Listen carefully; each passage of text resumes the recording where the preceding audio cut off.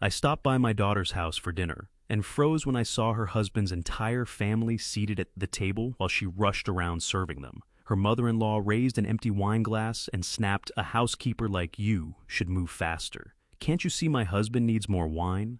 My daughter looked at me with tear-filled eyes and quietly shook her head, begging me not to interfere. I set down my napkin, stood, and said, "Enjoy this dinner. It may be the last time my daughter ever serves you." If this story already has you hooked, I want to hear from you. Drop a comment and tell me where you're watching from. Your city, your country. Let's see how far the Revenge Dad family reaches. Some elements of this story have been shaped for storytelling and educational purposes. Names and places are fictional, but the lessons inside are ones worth carrying. My follow-up appointment at the orthopedic clinic wrapped up 40 minutes earlier than scheduled. The doctor had poked at my healing knee, declared the cartilage sound enough for a man my age, and sent me on my way before the waiting room clock had even crawled past 5:30. Standing in the sunlit asphalt parking lot, with the heat rising through the soles of my work boots, I reached for my phone and dialed Nora. It felt like a stroke of rare luck, an unplanned pocket of free time on a Tuesday evening, just enough to drive over and invite myself for supper. She answered on the very second ring, but there was no warmth in her greeting.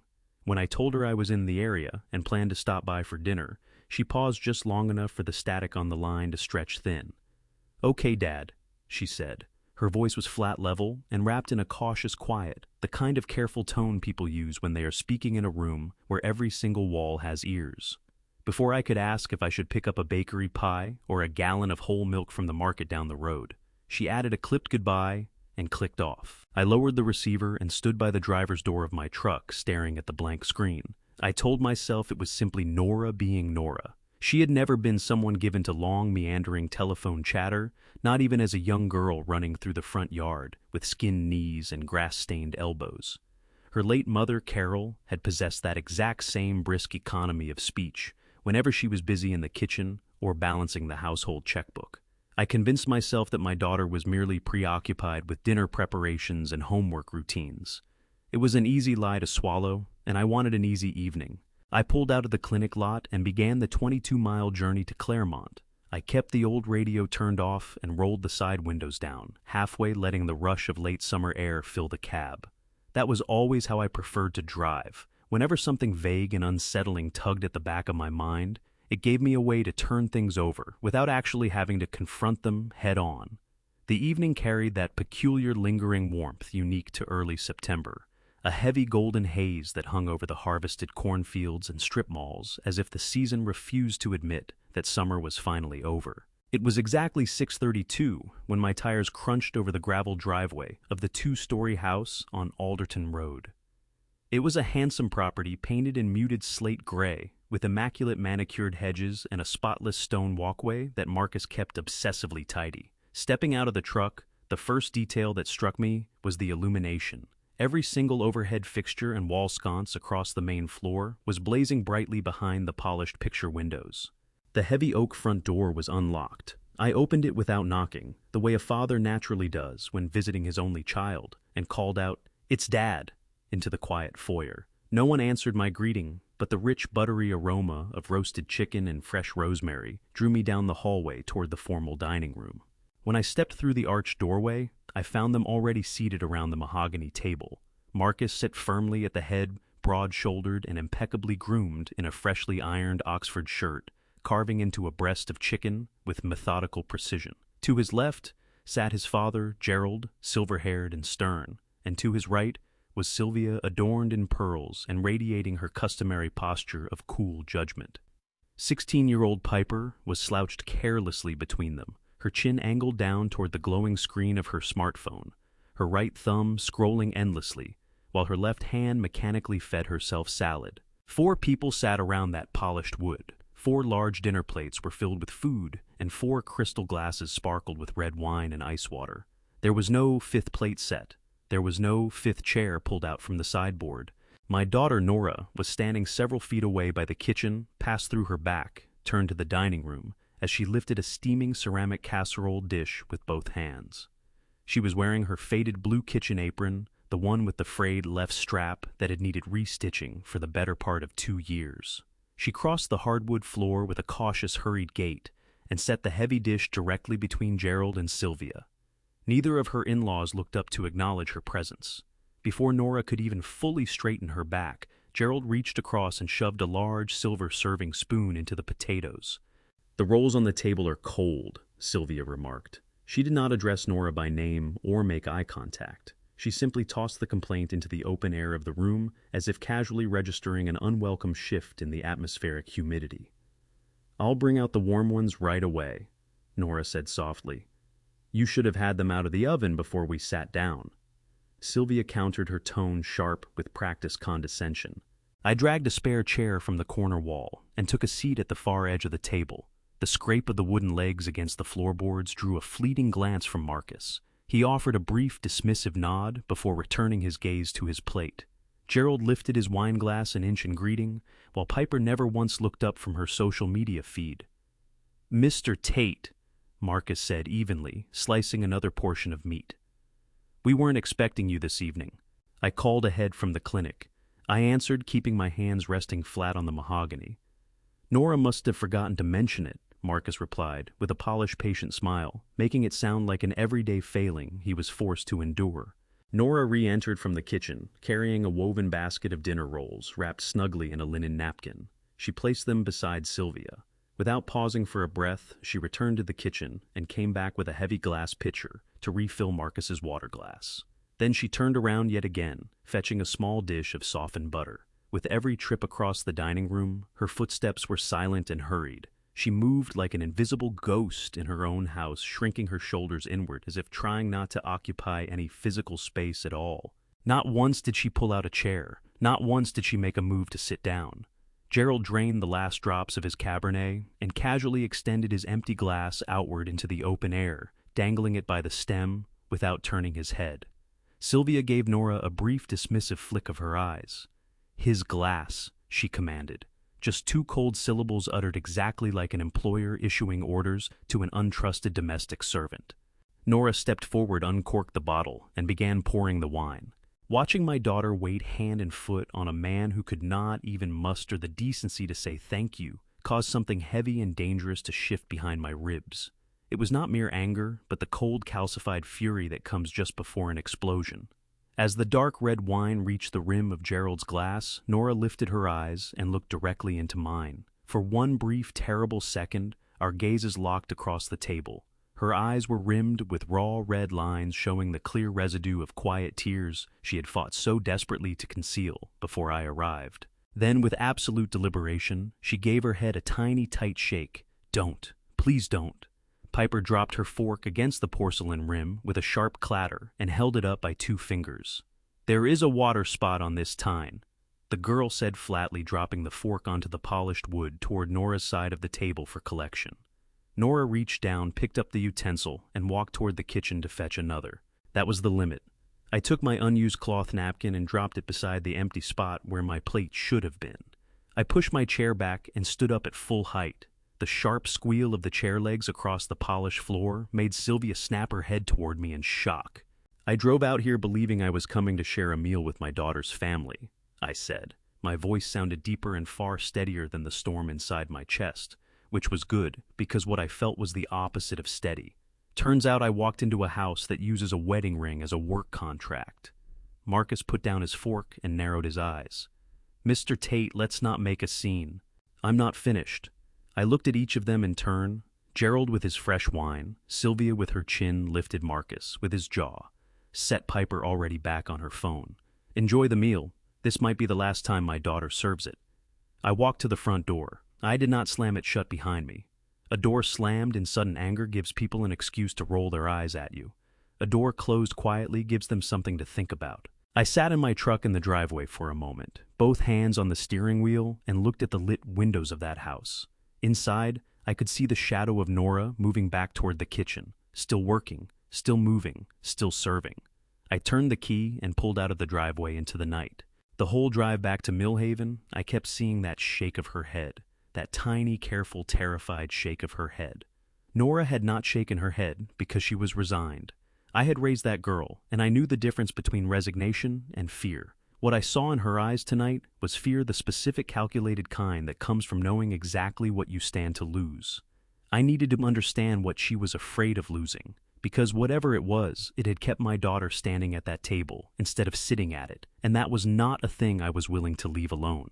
I got home at 7:48. I know the exact time because I checked my watch when I pulled to my own driveway and thought, in the time it takes to drive 40 minutes, a person can decide to do something they cannot take back. I had not decided anything yet, but I was close. The house felt quieter than usual. I'm used to quiet. I've lived alone since Carol passed 8 years ago, and I've made my peace with it. But that night, the quiet had weight to it. I went to the kitchen, filled the kettle out of habit, and then stood at the counter with my hands flat on the tile and stared at the wall without seeing it. I kept thinking about Nora's apron, the blue one with the frayed left strap. She had mentioned it to me on the phone 3 months ago. I need to replace this thing before it falls apart on me, Dad. And she had laughed when she said it, and I had thought nothing of it. Now I thought a woman who has been made to feel like a housekeeper in her own home doesn't bother buying herself a new apron. She keeps wearing the old one because somewhere along the way, she stopped believing her comfort was worth the $12 it would cost. The kettle started to whistle. I turned off the burner without pouring anything. My phone rang at 10:53. Nora. I picked up before the second ring. "Hey, sweetheart. Dad." Her voice was so low, I had to press the phone hard against my ear. Not crying, she was past crying. This was the voice she used when she was managing herself carefully. "I only have a few minutes. Marcus thinks I'm doing the dishes." "You called to tell me you're doing the dishes at 11 o'clock at night." "I called to tell you not to do anything." She exhaled slowly. "I know what that looked like tonight. I know how it looked to you, but you don't have the full picture." "Then give it to me," I said. "Give me the full picture, Nora, because what I saw tonight looked like a woman who wasn't allowed to sit at her own dinner table." She didn't answer right away. I heard water running in the background, then the sound of it being shut off. "It's complicated, Dad. Try me." Another pause. Then, "When Marcus first opened the store, he didn't have the capital. You know that. He had the idea and the connections, but not the money." She stopped, started again. "Mom's money. The $86,000 she left me. I put it in. All of it." I sat down at the kitchen table. "All of it. Every dollar. Marcus said it would be a joint investment. He said we'd build it together." Her voice cracked slightly on the word together, and she pressed through it. "But there's no paperwork, Dad. There's nothing with my name on it. No contract, no partnership agreement, nothing that says I contributed a single cent. Marcus handles all the business filings. I'm not listed anywhere. Nora, he told me once, he said it like it was just a practical thing, not a threat. He said, if we ever split up, I'd walk away with nothing. Because legally, nothing is mine." She let that sit for a moment. "So, that's why I shook my head tonight. That's why I need you to not push. Because if he decides I've become a problem, I lose everything Mom left me, and I have no way to prove I'm owed anything back." I pressed 2 fingers against the bridge of my nose and breathed through my mouth. I wanted to say 10 different things, and none of them would have helped her right then. "The store," I said finally. "It's doing well. Very well." There was something strange in her voice when she said it. Not pride, something closer to grief. "What does Marcus know about furniture design?" "Nora. What does he actually know?" The pause that followed was the longest of the conversation. "Why are you asking me that?" "Because I drove past the store this morning, on the way out of the clinic." That wasn't true. I had driven past deliberately after the appointment, for reasons I couldn't fully articulate yet. "There's a chair in the front window. Walnut frame, tufted back panel, that double-stitch seam along the lower cushion edge going diagonally." Nora's breath caught audibly. "I taught you that stitch," I said. 1998. You were 14 years old, and you practiced it on a scrap of canvas for 3 weeks before you got the tension right. I have never seen anyone else do it that way, because it's not in any book. I made it up and I taught it to you, and that is the only place it exists." The water had been off for several minutes now. The kitchen behind Nora was completely quiet. "Dad," she said, and her voice had changed. The careful management was gone.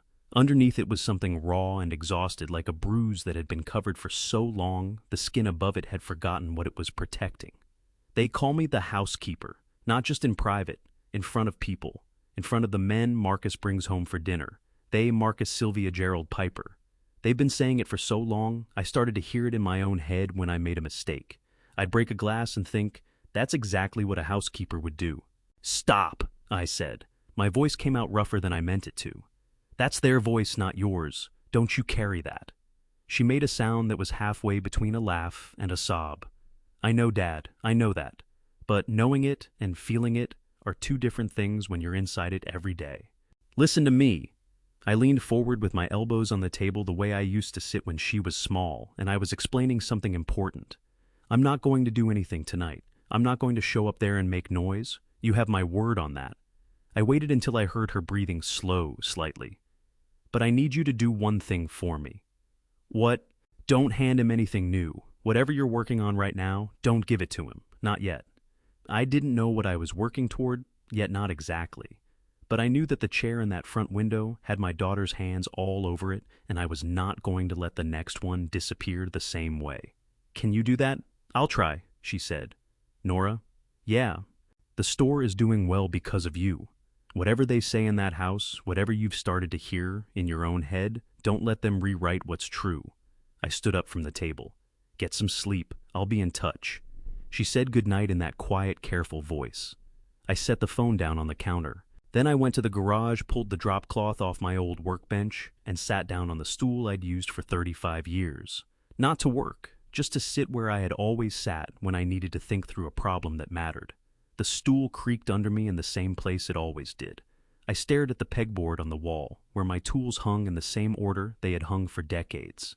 And I started slowly and carefully to think. I had spent my whole career learning that the most dangerous damage was the kind you couldn't see from the outside, the crack inside the frame that looked fine until the whole piece gave way.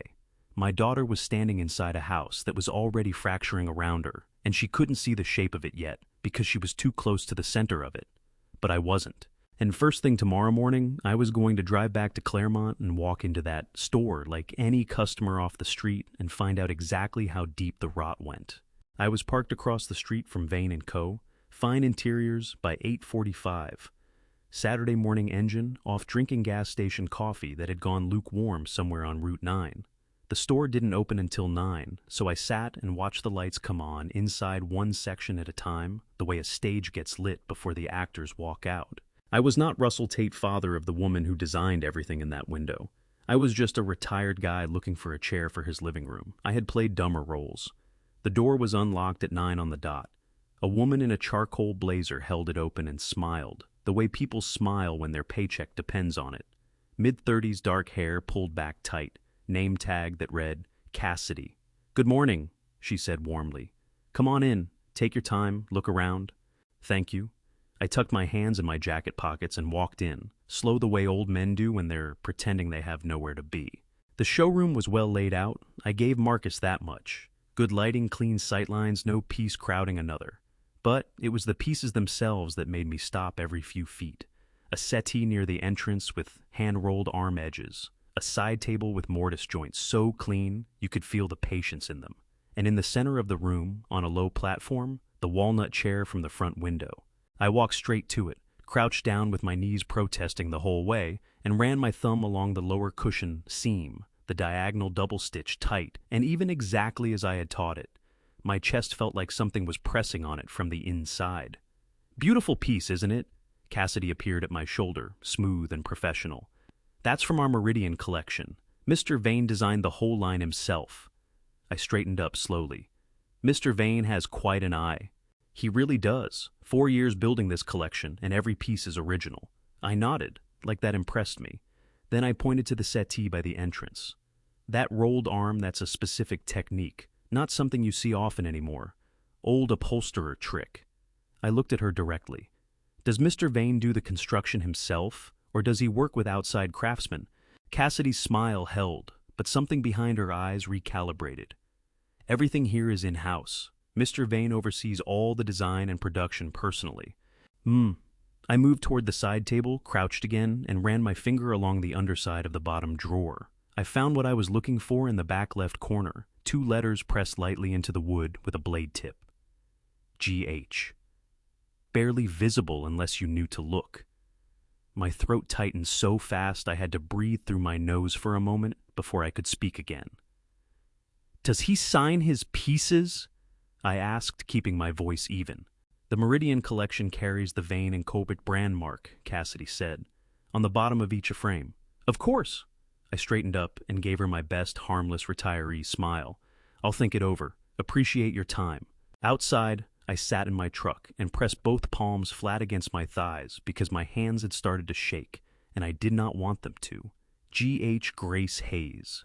She had been Nora Grace Hayes before she married, and she had always signed her sketch work that way, first initial middle name last name, since she was 14 years old, drawing furniture plans on the back of my invoice sheets. She had carved her name into her own work in the only place she knew no one would think to look, not because she was hiding, because she was leaving proof. I drove straight to Alderton Road and knocked on the back door, the one that opened into the utility room away from the main house. Nora answered in 30 seconds, still in her work clothes, flower on her left wrist. Dad? Her eyes went wide, and her voice dropped immediately. You can't just show up here without... G.H., I said. Bottom drawer of the side table, back left corner. Her face crumpled, not slowly all at once like something giving way. Her hand came up and pressed hard against her mouth, and her eyes filled so fast the tears spilled before she could blink them back. You found it? She whispered against her fingers. I found it. My own voice came out rough around the edges. And I need you to show me everything else. Right now, while they're not home. She pulled me inside without another word, and her hand was trembling against my sleeve the whole way down the hall. The room behind the kitchen was smaller than my truck bed. One narrow table pushed against the wall, one chair, one lamp, with a shade that had gone yellow at the edges from too many late nights. Every flat surface the table, a wooden crate turned upside down. The windowsill was covered in paper, sketches, measurements, fabric swatches pinned to cardboard notes, written in Nora's small, precise handwriting, in the margins of printed spec sheets. I stood in the doorway and felt the air go out of me like a puncture. This is where I work, Nora said behind me, after they go to sleep, sometimes until 2, 3 in the morning. Her voice was stripped of all pretense, now flat and truthful, the way exhaustion makes a person. Nobody comes in here. Sylvia thinks it's a storage room. I stepped inside carefully like I was entering something that deserved respect. How long? Since the first year. Marcus needed the second collection done in 8 months, and he didn't know how. She pulled the door nearly closed and dropped into the chair elbows on the table, both hands pressed over her eyes. I told myself it was temporary, that once the store got stable, things would change. A breath escaped her that was almost a laugh, except nothing about it was funny. 5 years ago, I told myself that. Nora, I pulled the wooden crate over and sat down across from her. What does Marcus actually know how to do? Tell me straight. She lowered her hands. Her eyes were red-rimmed and swollen, and she looked at me with the particular exhaustion of someone who has been carrying something too heavy for too long. He knows how to sell. He knows how to shake hands and make people feel like they're getting something special. He can look at a finished piece and tell you if it photographs well. She pressed her lips together hard. That's it, Dad. That's the whole list. And the designs, every single one. Her voice cracked on the last word, and she pressed her fist against her sternum like something inside her chest hurt. Every sketch, every measurement, every fabric specification. I drew them. I corrected the production errors at night when a seam came out wrong or a joint didn't seat properly. I drove to the supplier myself 3 times because Marcus couldn't read the material spec sheet correctly. Her voice rose slightly and she caught it, pulled it back down. And every time a client called to say how much they loved a piece, Marcus took the call. I reached across the table and covered her hand with mine. She turned her palm up and gripped my fingers so hard I felt it in my knuckles. There's more, she said. Something I didn't tell you last night. She reached into the table drawer and pulled out a folded piece of paper, a printed email, the creases worn soft from handling. She set it in front of me. I smoothed it open. It was an email from Marcus to Cassidy Holt sent 6 weeks ago. I read it twice slowly to make sure I understood every word before I reacted. Marcus wrote that the new design collection, the one Nora was currently completing, would be finished by late September, that it was sufficient to secure the Hargrove hospitality contract, a deal covering 14 rooms across 3 properties. He wrote that once the contract was signed and the deposit received, Cassidy would be moved into a new role. And then this line near the bottom, the current arrangement at home, will be resolved at that point. Plan accordingly. I set the paper down on the table. My jaw was tight enough that I had to consciously relax it before I could speak. The current arrangement at home, I said. That's you. Nora's chin was trembling. She pressed her teeth together to stop it and nodded. He's going to take the designs, sign the contract, and then ask me to leave. Her voice broke completely on the last 3 words, and she covered her face with both hands, shoulders shaking. 5 years, Dad. I cooked for his parents, and I sewed for his clients, and I gave him every dollar Mom left me, and he's been planning this for at least 6 weeks that I know of, probably longer, and Hey! I stood up and put both hands on her shoulders. She was shaking hard. Look at me, Nora, look at me! She dropped her hands and looked up, eyes streaming chest, heaving with the effort of trying to breathe through the crying. I held her gaze. He cannot take what he cannot prove as his, I said. You understand me? He has nothing without you. Not one piece in that store exists without you. I squeezed her shoulders once firm. Where is the new design collection right now? The Hargrove pieces. She wiped her face roughly with the back of her wrist and pointed to the table. Here, all of it. He doesn't come in this room. Good. I released her shoulders and looked at the stack of drawings on the table. Clean, precise, beautiful work. Work I recognized as surely as I recognized my own hands. Does he know you've seen this email? No. She shook her head fast. He left his laptop open on the kitchen counter. I read it while he was in the shower. I printed it and hid it in here. He never noticed. I picked up the email and folded it back along its worn creases. I'm keeping this. Dad, if he finds out, he won't. I tucked the paper into my inside jacket pocket. Then I looked at my daughter, 37 years old, brilliant and bone-tired, sitting in a 10-by-12 room behind her own kitchen, because it was the only space in her own house where she was allowed to be herself. The anger I had been keeping on a short leash all morning strained hard against it. How much of the Hargrove collection is finished? About 70%. She wiped her eyes again and sat up straighter, the way she always did when the conversation shifted from feeling to doing. 2 or 3 more weeks. Don't hand him a single page, I said. Not yet. You finish it, but you hold every drawing right here in this room. I looked at her steadily. Can you do that without him noticing? She thought for a moment, then nodded slowly. He never asks about the timeline until he needs it. He'll assume I'm still working. Good. I buttoned my jacket over the folded email. Then that's what we give him, time to assume. I kissed her on the top of her head, the way I had when she was small and frightened and needed to know that somebody in the world was entirely on her side. She grabbed my hand for just a moment before she let me go. Walking back through the kitchen toward the utility door, I passed the stove where Nora's apron hung on its hook, the blue one, the frayed left strap. I made a note to stop at the hardware store on my way home, not for anything related to furniture or evidence or legal strategy. Just for an apron, a new one, something small that said, "You are worth $12 and every dollar after that." Some fights you win with evidence, some you win by remembering which details matter. Nora had given me the narrow couch in the utility room without asking whether I wanted to stay. She had just pulled a blanket from the hall closet, handed it to me, and said, "Marcus won't be back until late," in a tone that meant she needed me close. I had slept on worse. The couch was firm, and the room smelled like laundry detergent and the cedar sachets Carol used to put in every closet. And I had lain there until the ceiling went from black to gray to pale yellow, and told myself to stop thinking and start planning. By 6:15 I was up. The house was quiet in the way that big houses get quiet when the people inside them are still sleeping off the previous night's certainty that everything is fine. I moved into the kitchen, carefully keeping my footsteps even on the hardwood. The percolator was on the counter where Nora always kept it. She had told me once that she set it up the night before, so it was ready before anyone else woke up, because if the coffee wasn't made by the time Sylvia came downstairs, she'd hear about it until noon. I pressed the button and listened to it begin to hiss and bubble.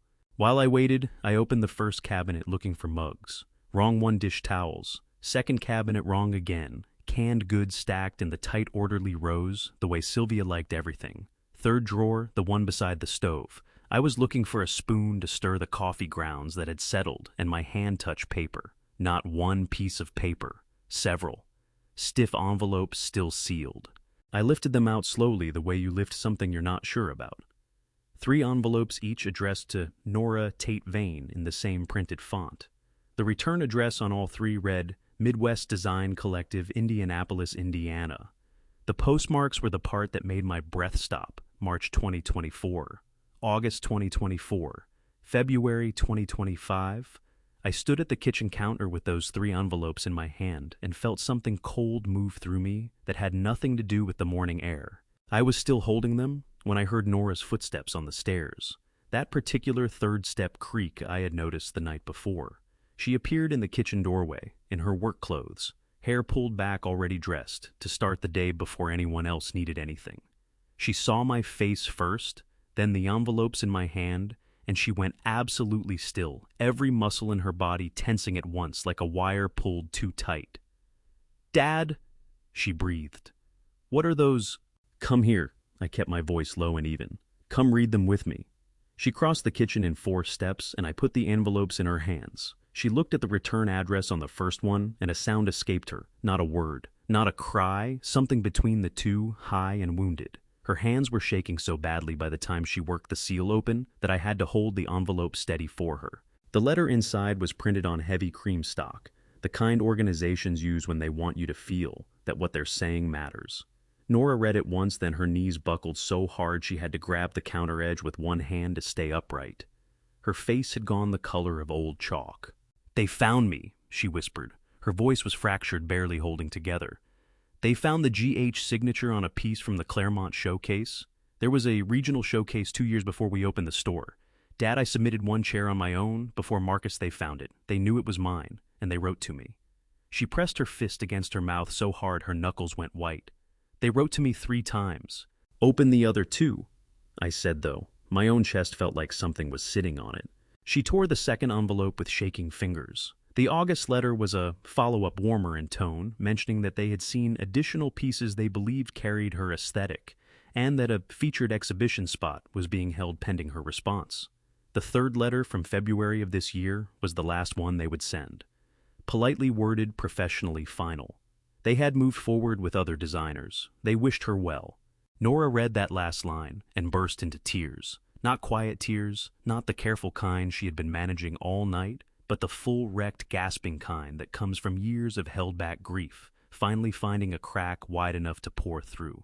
She folded forward over the counter with both arms wrapped around herself, her whole body shaking, and she cried the way a person cries when they understand all at once exactly how much has been stolen from them. I put my hand on her back and kept it there. "Nora, listen to me." My voice came out rough, and I did not try to smooth it. "This is not the end of anything. You hear me? This is evidence. This is proof that people in your field found you on their own, without Marcus, without Vane and Co., without any of it, and they wanted you." I felt her breathing start to slow under my palm, ragged but slowing. "They found GH, and they wanted her. She's still here." Nora lifted her head. Her face was streaked and swollen, her eyes red from edge to edge, and she looked at me with an expression so raw it was almost hard to hold. "She found me and Sylvia, buried her in a kitchen drawer," she said. 3 times. "I know." I straightened the 3 letters carefully and slid them back into their envelopes.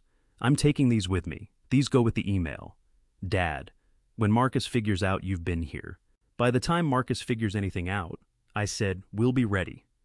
I pressed the envelopes flat and buttoned them inside my jacket with the email. Then I looked at my daughter, red-eyed, exhausted, still gripping the counter edge, and said the thing I needed her to hear before I left. "You didn't miss your chance, Nora. Your chance got taken from you. Those are 2 completely different things. Don't let anyone, including yourself, confuse them." She pressed both hands over her face and breathed into them, shoulders heaving once, twice. Then she dropped them and squared her jaw and looked at me with something in her eyes I had not seen there in a long time. Not hope exactly.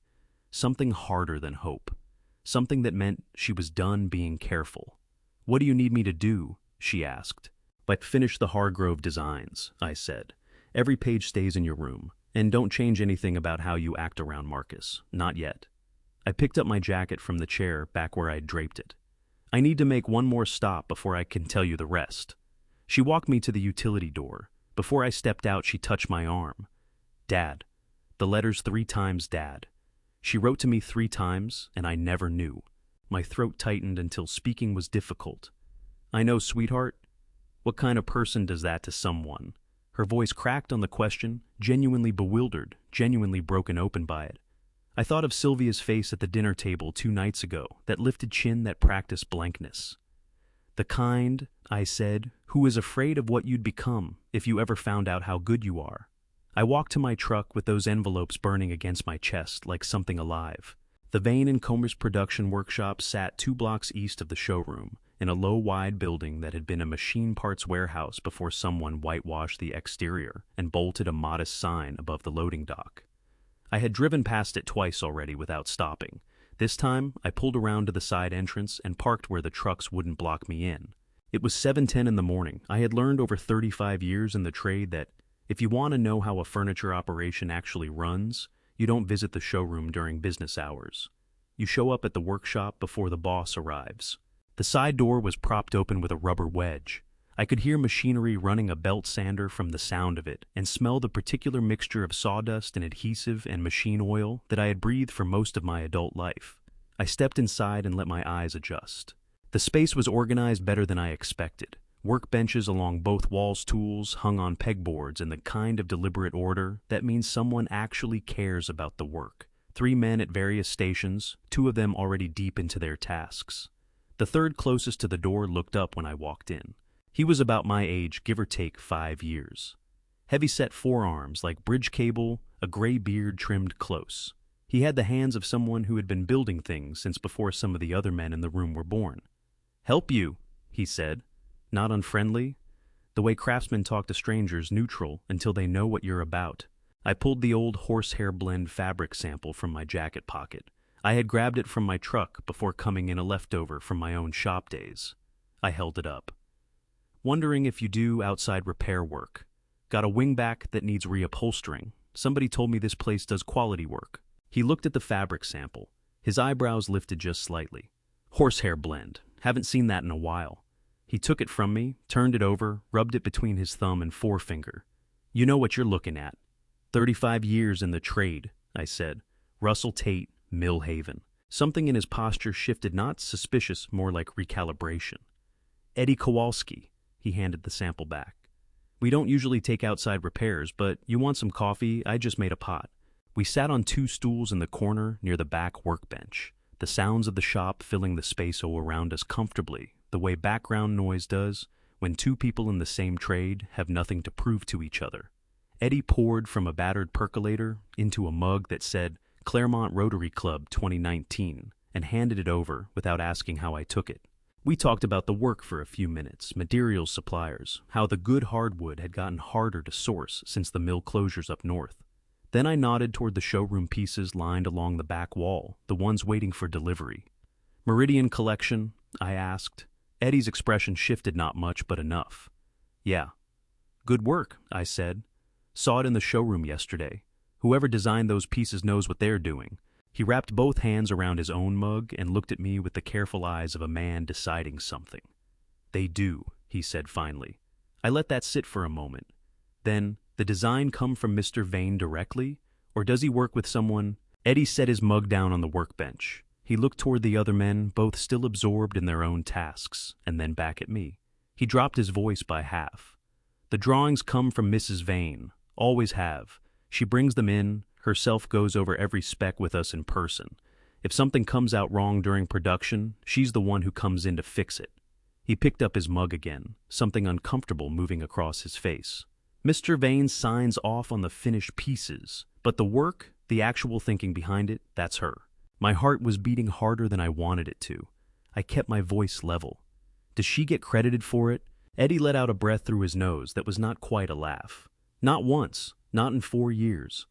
He looked at me directly then, and his voice had something in it, not anger exactly, but the particular disgust of a craftsman who has watched good work get claimed by the wrong hands. "We all know it. Every man in this room knows it. But what are we supposed to do about it? We've got families." "I understand that," I said, and I meant it. I was not there to judge Eddie Kowalski for surviving. "If someone asked you to say what you just told me in a more formal setting, would you?" He studied me for a long moment. His jaw worked slightly. "Who are you exactly? Because you don't feel like a man looking for upholstery work."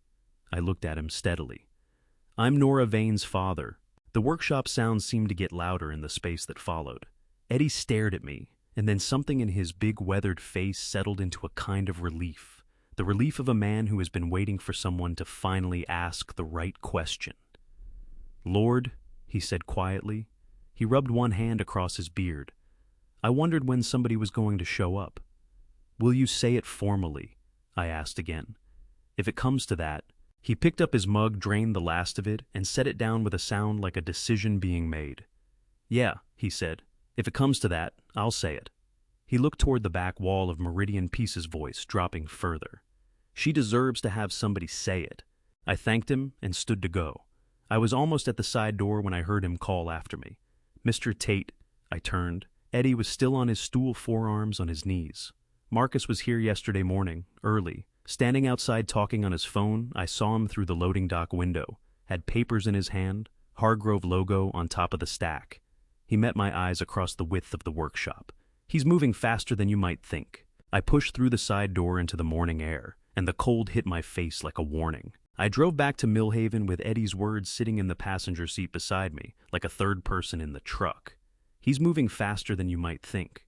I had expected Marcus to be deliberate men. Like him, usually were taking their time because they believed the advantage was permanently theirs.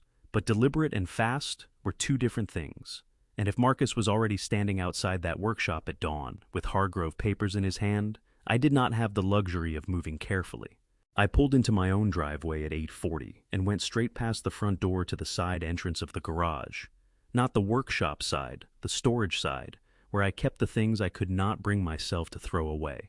35 years of a trade leaves a man with boxes that don't have obvious categories, sample books, old invoices, fabric swatches from jobs that ended decades ago. And beneath all of that, in the third carton from the back wall, the things I had kept from Nora's apprentice years. I moved the first two boxes without finding it. My back complained about the second one, and I told it to be patient. The third carton I lifted with both hands and set on the workbench, and when I folded the flaps back, the smell hit me first. The particular dry, woody smell of old paper and graphite, the smell of a room where serious work had been done. Under a folded set of pattern templates and 2 rolls of measuring tape that had gone stiff with age, I found it. A composition notebook with a dark green cover, the cardboard worn soft at the corners. Written on the front in Nora's careful teenage handwriting, the letters slightly too large the way young people write when they're trying to look professional. N. Tate Design Studies, 2017-2019. I sat down on the edge of the workbench and opened it. The first pages were apprentice work, basic exercises I had assigned her, sketches of chair frames with measurements noted in the margins, her handwriting asking questions she had been too shy to ask out loud. By the middle of the notebook, something had changed. The lines were more confident, the proportions more considered. She had started adding notes on material behavior, how a particular fabric would drape across a curved back, how much a wood joint needed to breathe in humid weather. These were not assignments. These were observations from someone who had started thinking independently. And then near the back I found them. 8 pages of sketches dated November and December 2019, 14 months before Vane & Co. opened its doors. The walnut frame chair from the showroom front window, drawn from 3 angles with every measurement noted. The side table with the mortise joints complete with a material specification list down the right margin. The settee with the hand-rolled arms rendered in 3 different fabric colorways with handwritten pros and cons beside each one. My throat closed up so fast, I had to set the notebook down and press both palms flat on the workbench for a moment. Nora had designed those pieces in this garage, in the workspace 3 feet from where I was sitting right now. She had sat on this same stool and drawn these same lines before Marcus Vane had a single piece of inventory or a lease on a building, and her name was on every page in her own handwriting with her own dates, and not one line of it had ever appeared on anything Vane & Co. had filed with anyone. I called Nora from the truck. She picked up in 2 rings, voice low. Marcus was home. "I need to see you," I said. "Not at the house. Somewhere neutral." She thought for a moment. "The supermarket on Deering, the parking lot on the east side, 40 minutes. I'll be there." She was already in the lot when I arrived, sitting in her car with both hands wrapped around a travel mug, wearing the expression of someone who had been holding tension in their jaw for so long they had forgotten what it felt like to unclench. I pulled up beside her, and she got into my truck before I had fully stopped. I handed her the green notebook without saying anything first. She took it, looked at the cover, and her breath left her in one long, shaky exhale that sounded like something being released under enormous pressure. Her hands trembled as she opened it to the first page, and by the time she reached the back section, the November and December 2019 sketches her eyes had filled until the tears spilled over both cheeks, simultaneously running down her face in 2 straight lines. "Dad," she said, and her voice was barely functional. "I thought this was gone. I thought Marcus had, when we moved everything into the workshop space, I couldn't find it, and I thought he had." She pressed the back of her wrist hard against her mouth and breathed through her nose, trying to hold herself together. "I thought he'd taken this too." "I had it," I said. "In the garage. I keep everything you've ever made." She let out a sound that was part sob and part laugh, and entirely heartbroken, and she turned away from me toward the passenger window, shoulders shaking, one hand pressed flat over her heart like she was trying to keep something in. I gave her 30 seconds. She needed more than 30 seconds, but we did not have unlimited time in a supermarket parking lot. "Nora," I kept my voice steady. "Look at the dates on those last pages." She turned back, wiped her face roughly with her sleeve, and looked. November 14th, 2019. November 28th. December 3rd. December 17th. She stared at them, blinking hard to clear her vision. "These are from before the store opened," she said slowly. 14 months before," I said. "Every design in that showroom, drawn here by you before Marcus Vane had a business license." Her chin was trembling, but her eyes had gone sharp. "That's—" She stopped, started again, voice firmer. "That proves the ideas were mine before I ever brought them to the store. Under U.S. copyright law," I said, "the person who creates a work owns it. The date of creation matters. You were never his employee. You never signed an employment contract. You never received a paycheck.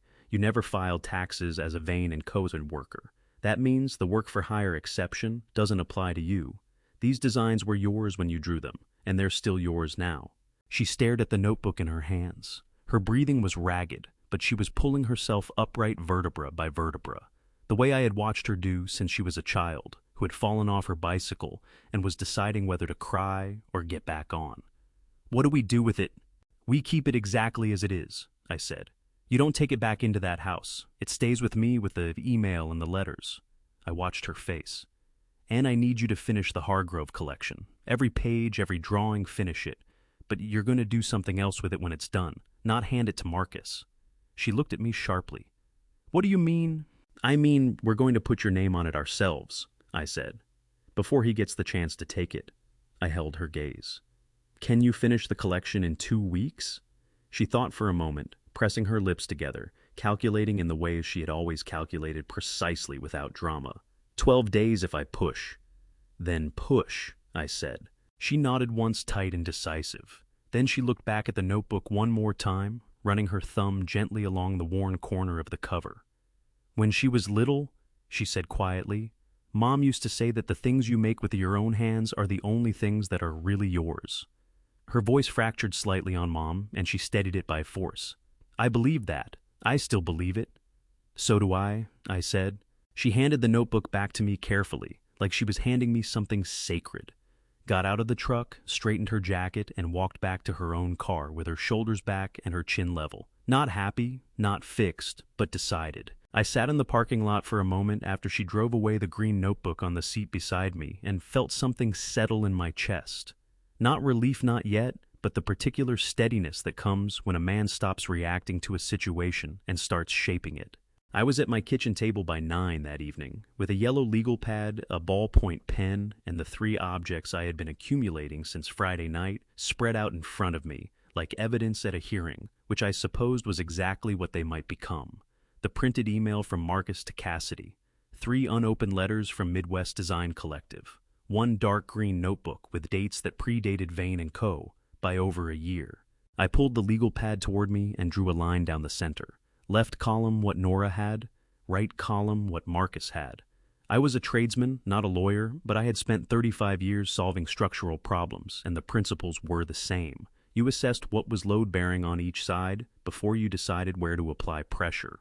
Nora's column filled faster than I expected, the notebook with dated original designs, the GH signatures carved into the products themselves. 3 letters from a credible design organization, that had found her work independently. Eddie Kowalski and the shop workers who knew the truth. The email proving Marcus's intent. And the Hargrove collection, currently sitting in a 10 by 12 room behind the kitchen, unfinished and unsigned by anyone. Marcus's column was longer but softer. His name on the business registration, the lease on the showroom, his relationship with Hargrove Hospitality. Time, or what he believed was time. I stared at both columns for a long time. Then I called Nora. She picked up on the first ring, which meant she was still awake and still in her workroom. "Dad, are you somewhere you can talk?" "Yes, Marcus is watching television. I've got the door closed." "Good." I pulled the legal pad closer. "I need to ask you something and I need a straight answer. No softening it for me."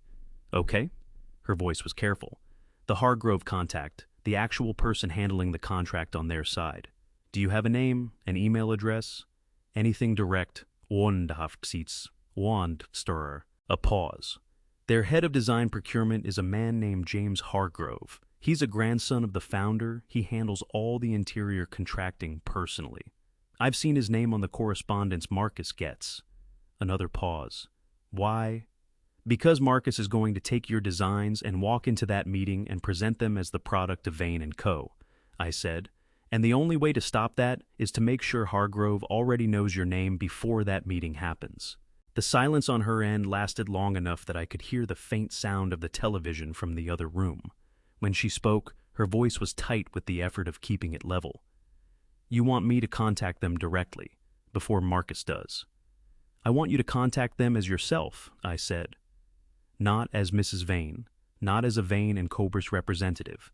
As Nora Tate, independent designer, who has a completed collection she would like to present for their consideration." She made a sound like someone who had just been asked to step off a ledge and was looking down. "Dad, if Marcus finds out, he'll find out after Hargrove already has your email in their inbox," I said. "That's the point. You don't ask permission from a man who has never deserved to give it." Her breathing was audible now, quick and shallow, the way it got when she was frightened, but thinking hard. "I don't have a portfolio. I don't have a website. I don't have anything with my name on it." "You have 12 days of designs and a notebook full of dated originals," I said.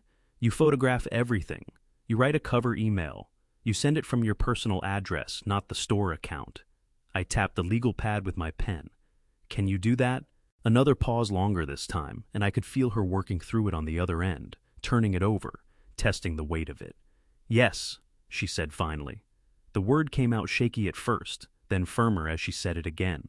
"Yes, I can do that." "Good." I exhaled slowly. "There's one more thing I need to verify before we move forward. Something about the workshop property. I'm going to make some calls tomorrow." "The workshop? What about it?" "Just a detail I want to confirm," I said. "Don't worry about it yet." She was quiet for a moment. "Dad, you're doing that thing where you know something, but you won't say it until you're certain. 35 years of marriage and you think your mother didn't teach you how to read me," I said, and she made a sound that was almost a laugh, surprised out of her by the lightness of it. "Get some sleep. 12 days, Nora. Start the photographs tomorrow morning." "Okay." Her voice had steadied. "Dad, yeah, thank you." It came out barely above a whisper, scraped thin by everything the day had held. "For the notebook, for all of it.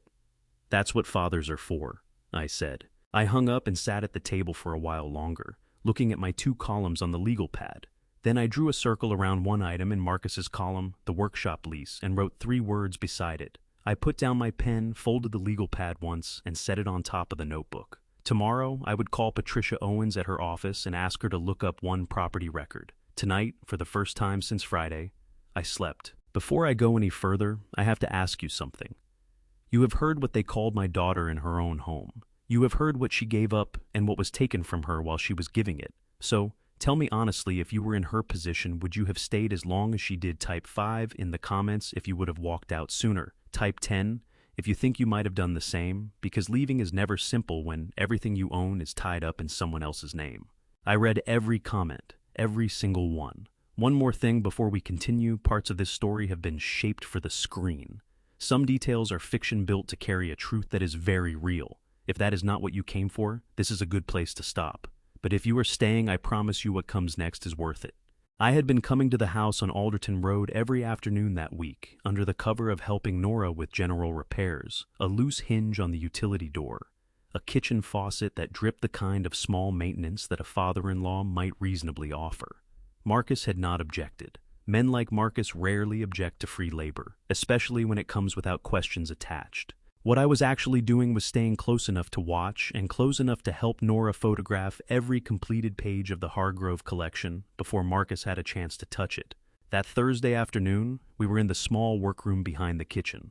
Nora had just finished the final rendering of the centerpiece piece, a lounge chair with a curved ash frame and a saddle-stitched leather back panel, the kind of design that made you want to sit in it just from looking at the drawing. She had set the finished maquette, the small-scale physical model she built, to confirm proportions before finalizing specs on the work table near the window where the light was best for photographing. It was the only physical model she had built for the Hargrove collection. She had told me it took 11 days. "This is the one that sells the whole contract," she said, stepping back to look at it with her arms crossed and her head tilted slightly the way she always evaluated finished work. Her voice had a quiet pride in it that she usually kept carefully hidden, and hearing it made something warm move through my chest. If Hargrove sees this in person, they'll understand what the whole collection is doing. "Then we photograph it from every angle," I said. "Right now, before—" The sound from the storage room next door was sharp and immediate, a hard crack followed by the clatter of something heavy hitting concrete. Nora's head snapped toward the wall. I was already moving. I pushed through the connecting door and found the maquette on the floor.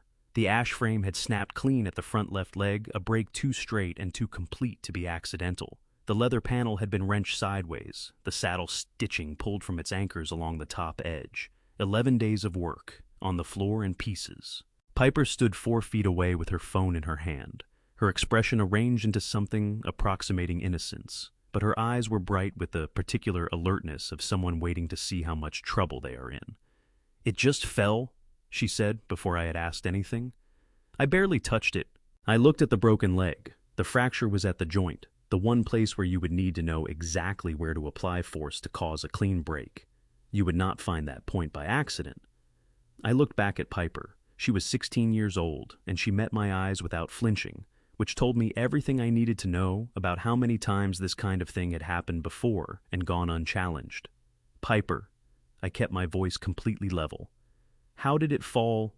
"I told you." She shrugged one shoulder. "I was just walking through and I bumped the table." Nora appeared in the doorway behind me. She saw the maquette on the floor and made a sound low in her throat, not a scream, not a sob, but the involuntary sound of someone absorbing a blow they had been braced for without knowing it. Her hand came up and pressed flat against the doorframe to steady herself, and her face went the color of old ash. "That took me 11 days, she said, and her voice was so quiet it was almost nothing. Piper looked at Nora with an expression that had not changed at all. "Accidents happen," she said pleasantly. I felt the anger move through me in one clean wave from my feet to my jaw, and I let it pass through without giving it a door to exit. Getting loud with a 16-year-old in her own house would accomplish exactly nothing except warn Marcus that something had shifted. I crouched down next to the broken pieces and examined them carefully the way I would examine any damaged piece of work, methodically, without emotion showing on my face. The leg had been broken with something flat and hard, applied at a downward angle. The leather had been pulled, not torn, deliberate two-handed work. This had taken at least 2 minutes. It was not a bump. "Go ahead and get back to whatever you were doing," I said to Piper, still crouched over the pieces, voice entirely pleasant. She hesitated.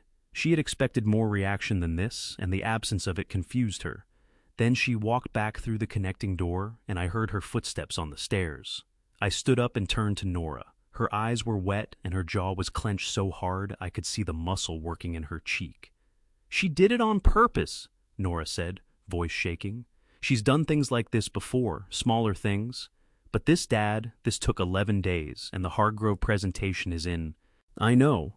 I picked up the broken leg and turned it in my hands. Clean fracture, consistent force, deliberate, a point of application. "Does Marcus know about the maquette?" Nora's jaw tightened further. "I told him I was building a model for the collection. He didn't ask details." She pressed the back of her hand against her mouth. "He knew Dad. He told her." I set the broken leg down carefully. "Maybe," I said. But it doesn't matter right now. I looked at her steadily. Can you rebuild it? She stared at the pieces on the floor with devastated eyes. In time for the Hargrove presentation, I'd need the frame alone is 3 days of work, the leather panel. She stopped. Her chin was trembling. I don't have that kind of time, Dad. Not if I'm finishing the drawings too. You won't have to do it alone, I said. I pulled out my phone.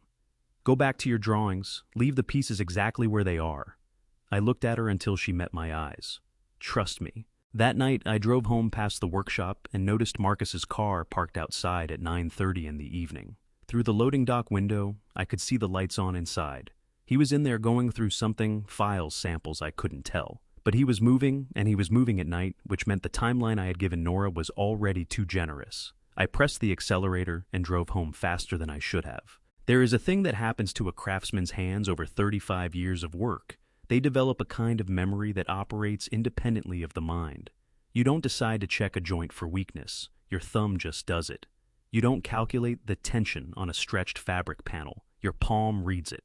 By the time I retired, my hands knew things I had never consciously learned. I had built the backup frame 3 weeks earlier. Not because I knew Piper would destroy the maquette, I could not have known that specifically. But I had stood in Nora's workroom on my second visit and looked at that 11-day model sitting unprotected on an open table in a house full of people who wanted Nora to fail, and my hands had started planning without waiting for my brain to catch up. The backup frame was ash, same as Nora's. I had pulled the wood from my own stock, the good quality pieces I kept for jobs that deserved them. I had not told Nora it existed. There was no point worrying her with a contingency she might not need. She needed it. I called her at 6 Friday morning. She picked up immediately, voice raw. She had not slept. Dad, I need you at my workshop by 7, I said. Bring the leather panel specs and whatever stitching material you have on hand. A pause. Dad, I told you I don't have time to rebuild from scratch. The drawings alone will take. Nora, I kept my voice even. I said trust me. Do you trust me? A longer pause, then quietly, yes. 7 o'clock. She arrived at 6:58, which meant she had driven faster than she should have. She came through the workshop door, still pulling her jacket on eyes, red-rimmed and swollen from a night of crying and no sleep, and she stopped dead when she saw the backup frame sitting on my center workbench, fully assembled, correctly proportioned, ash wood, same grain orientation she had specified, joints already seated and cured. Her hand flew up to cover her mouth. Her knees actually buckled. She grabbed the doorframe with her free hand and held herself upright, and the sound she made behind her palm was somewhere between a sob and a laugh and pure disbelief. How? She managed. Dad, how do you have... I built it 3 weeks ago, I said. I had a feeling. I pulled a stool out for her. Sit down before you fall down. We have work to do. She sat. She pressed both hands over her face for a moment, shoulders shaking, and I gave her 10 seconds because 10 was what we could afford. Then she dropped her hands, wiped her eyes on her sleeve, and looked at the frame with the focused expression of a professional assessing a problem. The grief was still there in the lines around her mouth, but her hands were already moving toward the frame, already reading it with her fingertips. The joint angles are right, she said, voice still unsteady but thinking now. The seat depth is correct. I need to check the back panel curve against my specs. She pulled a folded paper from her jacket pocket. She had brought the specs without being asked, which told me she had already been planning even while she was crying. That was my daughter. We worked through Friday night and into Saturday. I did the frame finishing and the preliminary webbing, while Nora handled the leather panel, cutting positioning, the saddle stitching that had to be done by hand, each stitch placed with the same precision as the original. By 2 in the morning, Saturday, we had taken over every surface in the workshop. I made coffee. She didn't stop working to drink hers, and it went cold beside her. At some point around 3 Saturday morning, Nora set down her stitching tool and pressed both fists against her lower back and groaned. Dad, she said to the ceiling, when this is over, I am sleeping for 4 days. When this is over, I said, you can sleep as long as you like in a house that belongs to you. I refilled my own coffee. How's the panel tension? She picked up the stitching tool again. Perfect, she said, and she almost smiled. Sunday morning, Eddie Kowalski appeared at my workshop door at 9 o'clock. Nora had texted him the night before. I had not known she had his number, which meant Eddie had given it to her at some point. which meant he had been thinking about this longer than our single conversation suggested. He stepped inside, looked at the rebuilt maquette on the workbench, and walked straight to it. He crouched down, ran his thumb along the saddle, stitching checked the joint at the back, leg pressed his palm flat against the leather panel to test the tension. Then he stood up and looked at Nora. "This is your work," he said, not a question. "Every stitch," she said. Eddie nodded slowly the way a man nods when he has made a decision he is going to stand behind. "If anybody needs me to say that, somewhere official," he said, "I'll say it." Nora's eyes filled so fast she had to look at the ceiling to keep the tears from falling. Her voice, when she found it, was barely a whisper. "Thank you, Eddie." "Don't thank me." He picked up his jacket from the hook by the door. "Just make sure the right name ends up on it." After he left, Nora stood at the workbench with both hands resting on the finished maquette, looking at it for a long moment. Then she straightened up and looked at me with something in her face I had not seen there in years. Not just determination, but the specific bright-eyed readiness of a person who has stopped waiting for permission. "Dad," she said, "I'm ready." Monday came in gray and cold, the kind of early Ohio autumn morning that smells like wet leaves and reminds you that summer was only ever visiting. I drove back to Claremont with the heater running and the radio off, thinking about Cassidy Holt. I had been thinking about Cassidy Holt since the first time I walked into that showroom and watched her answer my questions about the designer with that practiced, pleasant deflection. She had not lied badly. She had lied the way people lie when they know the truth, but have decided that the truth is not their problem to carry. There is a particular kind of guilt that lives in the eyes of a person who has chosen to look away from something wrong, and I had seen it in her eyes that first Saturday morning when I asked who designed the Meridian collection. I had seen it and filed it away. Now I needed to understand exactly how much she knew and exactly how much she stood to lose if the truth came out. Because those two things together would tell me whether Cassidy Holt was a wall or a door. I parked across the street and waited until I saw Marcus's car pull out of the lot at 9:40. Good. He had somewhere to be. I gave it 5 minutes, then walked in. The showroom was quieter on a Monday morning. One young sales associate near the back, Cassidy at the center desk, reviewing something on her laptop, reading glasses pushed up on her head. She looked up when I came in, and her expression moved through 3 things in rapid succession: recognition, calculation, and then a careful settling into professional neutrality that she clearly had a lot of practice with. "Mr. Tate," she said. She remembered my name. That told me she had thought about me after I left the first time. "Back again? Still thinking about that chair?" I said, pleasantly settling into the visitor's chair across from her desk without being invited. "Mind if I sit?" She gestured at the chair I was already in. "Of course. I wanted to ask you something directly," I said. "I find I'm too old to dance around things." I leaned forward slightly, elbows on my knees, and looked at her with the same steady attention I gave to a piece of furniture I was trying to understand. "How long have you been at Vane & Co.?" 4 years, she said. Her hands rested flat on the desk, very still. 4 years, I nodded.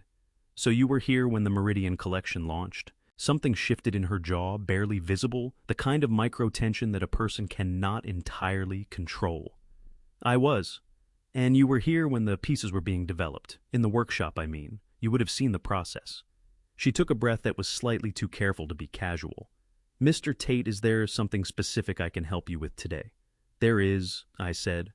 "I'd like to know who designed the Meridian collection. Not the answer you give customers, the actual answer." The showroom was quiet enough that I could hear the young associate moving something in the back. Cassidy looked at me for a long moment with those carefully neutral eyes, and I watched the calculation happening behind them, fast and precise, the way smart people calculate when they realize the conversation has shifted to terrain they did not prepare for. "Mr. Vane leads all design development at this store," she said finally. Her voice was level, but her right hand had moved from the desk to her lap, where I could not see it. "Cassidy." I said her name quietly, without edge. "I know who Nora is to this store. I know who designed every piece in that showroom, and I think you know that I know." I held her gaze. "What I'm trying to understand is whether you know what Marcus is planning to do after the Hargrove contract is signed." The color that left her face happened so fast it was almost startling. Her lips pressed together. She looked down at the laptop screen, then back at me, and the professional neutrality she had been maintaining cracked just enough for me to see what was underneath it. Not guilt exactly, but a fear that was fresher and more immediate than I had expected. "I don't know what you're referring to," she said, but her voice had thinned. "The email," I said simply. "The one about resolving the current arrangement at home." Her right hand hidden in her lap clenched. I could see it in the tension of her shoulder. She opened her mouth and closed it again. Then she said very quietly, "How do you have that?" "That's not the relevant question," I said. "The relevant question is whether you understand what your name being in that email means for you when this comes apart." I watched her absorb that. "Because it will come apart, Cassidy. I want you to understand that clearly. The only question is which side of it you're standing on when it does." She looked at me for a long time. Her throat moved as she swallowed. When she spoke again, her voice had dropped to something barely above a whisper, stripped of the professional veneer entirely. "I didn't design anything. I knew where the designs came from, and I didn't say anything." She pressed her lips together hard. "That's not the same as being part of it." "No," I agreed. "It's not the same, but it's also not nothing." I stood up and she looked up at me with an expression that had fear and something else in it, something that looked almost like relief at being seen clearly by someone who was not pretending. "I'm not here to threaten you. I'm here because you know the truth, and the truth is going to need people willing to stand behind it." I buttoned my jacket. "When the time comes, I hope you'll think about which side of this you want to be remembered for." I walked out without looking back, but I heard her chair push back from the desk as I reached the door, and I heard her say half to herself and half to the empty showroom, "Lord, what did he get himself into?" She was not talking about me. I sat in my truck for a moment and thought about what I had just seen in Cassidy Holt's face. She was not a wall. She was not quite a door yet either. But she was a window, and windows with the right light behind them show you everything. That evening, Nora called me at 7:15, voice vibrating with something between terror and exhilaration that made her sound like she was 20 years old again. "Dad, Marcus just told me he's already set the Hargrove presentation for next Monday." "Next Monday, Dad? That's 8 days." 8 days! I pressed my palm flat on my kitchen table and steadied myself against it. "Did he say who's presenting?" "Him!" Her voice sharpened. "Just him. My name is not on the invitation, Dad. He didn't even tell me there was an invitation." I thought of the Hargrove maquette sitting finished and photographed in my workshop. I thought of the email in my jacket pocket and the green notebook in the carton under the workbench. I thought of Eddie Kowalski's slow nod. And I thought of Cassidy Holt's face when I said the truth is going to come apart. "Good," I said. Nora made a sound of pure disbelief.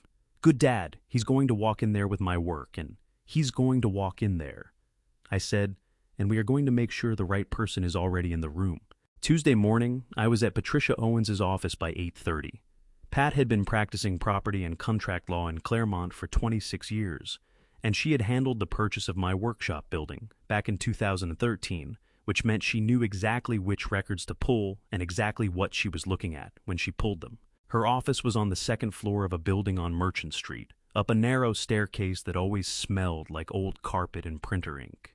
Her assistant waved me through without asking my name.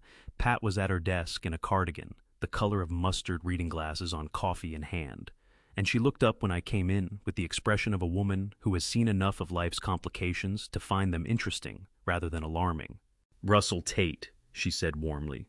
"Last time I saw you, you were signing papers on that workshop building. How's retirement treating you?"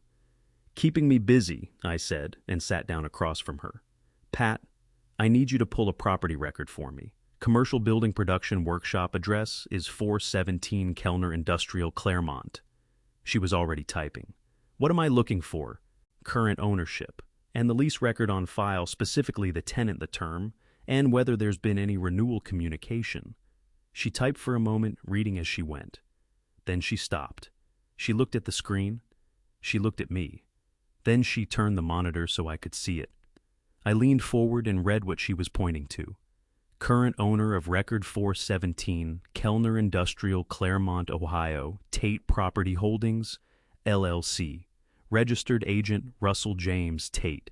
"Russell," Pat said carefully, "did you know that building was yours?" "I did," I said. "I bought it through the LLC in 2013 as part of a block purchase, 3 industrial properties on Kellner, all acquired the same month as my Millhaven workshop. Kellner Commercial Group handled all administration from day one. Every lease, every renewal notice, every maintenance call went through them. I received a single monthly deposit and a quarterly summary. I did not manage the addresses individually. I looked at Pat steadily. When Nora mentioned the Kellner industrial address in passing 2 weeks ago, she was describing where Eddie's crew received deliveries. I went home and pulled my property summary. The street number matched. That was the first time I connected it to Marcus. Pat nodded slowly, following the logic. And the lease. That's what I need you to confirm, I said. Term and renewal status. She turned back to the screen and navigated to the lease records. She read for a moment, then sat back. Original 5-year commercial lease executed December 2020. Renewed once for 3 years in December 2022. Current term expires September 30th, 2025. She looked at me over her glasses. That's in 2 weeks. And renewal communication, she clicked again. Non-renewal notice issued by Kellner Commercial Group to the tenant at the Kellner Industrial address dated July the 2nd, 2025. Sent certified mail. Signed for, by Cour. She leaned toward the screen, a C. Holt on behalf of Vane & Co. Cassidy had signed for the non-renewal notice. Marcus either never saw, it never told anyone, or had seen it and was pretending otherwise. None of those options were good for him. Pat, I said, if I wanted to execute a new commercial lease on that property starting October 1st, what would I need? She pulled a fresh legal pad toward her. A new tenant, a term, a rate, and about 45 minutes of my time. She looked at me with the sharp, careful eyes of a lawyer who has just understood something she was not told directly. Russell, is the new tenant someone I should know about? My daughter, I said. Pat set down her pen and looked at me for a long moment with an expression that mixed professional assessment with something warmer. Tell me what's going on, I told her. Not everything, not the email, not the letters, not the notebook, because those were evidence I was not ready to put in anyone else's hands yet. But I told her enough. Pat listened without interrupting, which was one of the things I had always respected about her. When I finished, she picked up her pen again. Here's what I can do, she said. I can have a draft lease ready for Nora to review by Thursday. Market rate for industrial workshop space in Claremont is running about $2,200 a month. For that square footage, I can structure it as a standard 12-month commercial lease with option to renew. She tapped her pen on the pad. What I cannot do is guarantee that Marcus won't challenge the non-renewal. If he claims he wasn't properly notified, ediki sechiros, endi desini befault. Cassidy Holt signed for the notice, I said. Pat raised her eyebrows. Then he was properly notified. She made a note. I'll have the draft to you Thursday morning. Is Nora in a position to sign quickly if she wants to proceed? She'll be ready, I said. I left Pat's office at 10:15 and drove straight to the supermarket on Deering, not to meet Nora, but to sit in the parking lot and call her, because I had learned that Nora did her clearest thinking when she was not also watching the door behind her. She picked up on the first ring. Dad, tell me something good. The workshop at Kellner Industrial, I said. 417, you know it. That's where the production workshop is, Marcus's workshop. Not Marcus's, I said. Mine. I've owned it since 2013. His lease expires September 30th. The silence that followed lasted exactly 4 seconds. Then Nora made a sound I had not heard from her in years. A sharp, full, involuntary laugh that cracked halfway through into something that was also a sob, like joy and grief arriving at the same moment and colliding in her chest. Dad, she said, voice fracturing at the edges. Dad, how long have you known? I confirmed it this morning, I said, but I suspected since last week when I was making my lists. I heard her breathing hard on the other end, working through the magnitude of it. I'm not giving you the workshop, Nora. I want to be clear about that. You're going to sign a lease at market rate with a proper contract, and you're going to build what comes next on ground that is legally and completely yours. She made another sound, this one quieter, deeper. The sound of something that has been held underwater for a very long time, finally breaking the surface. I don't want it as a gift, she said, voice thick. I never wanted any of this as a gift. I just wanted what I built to have my name on it. It will, I said. 8 days, Nora. Can you send the Hargrove email today? A steadying breath, then sending it tonight. Good girl.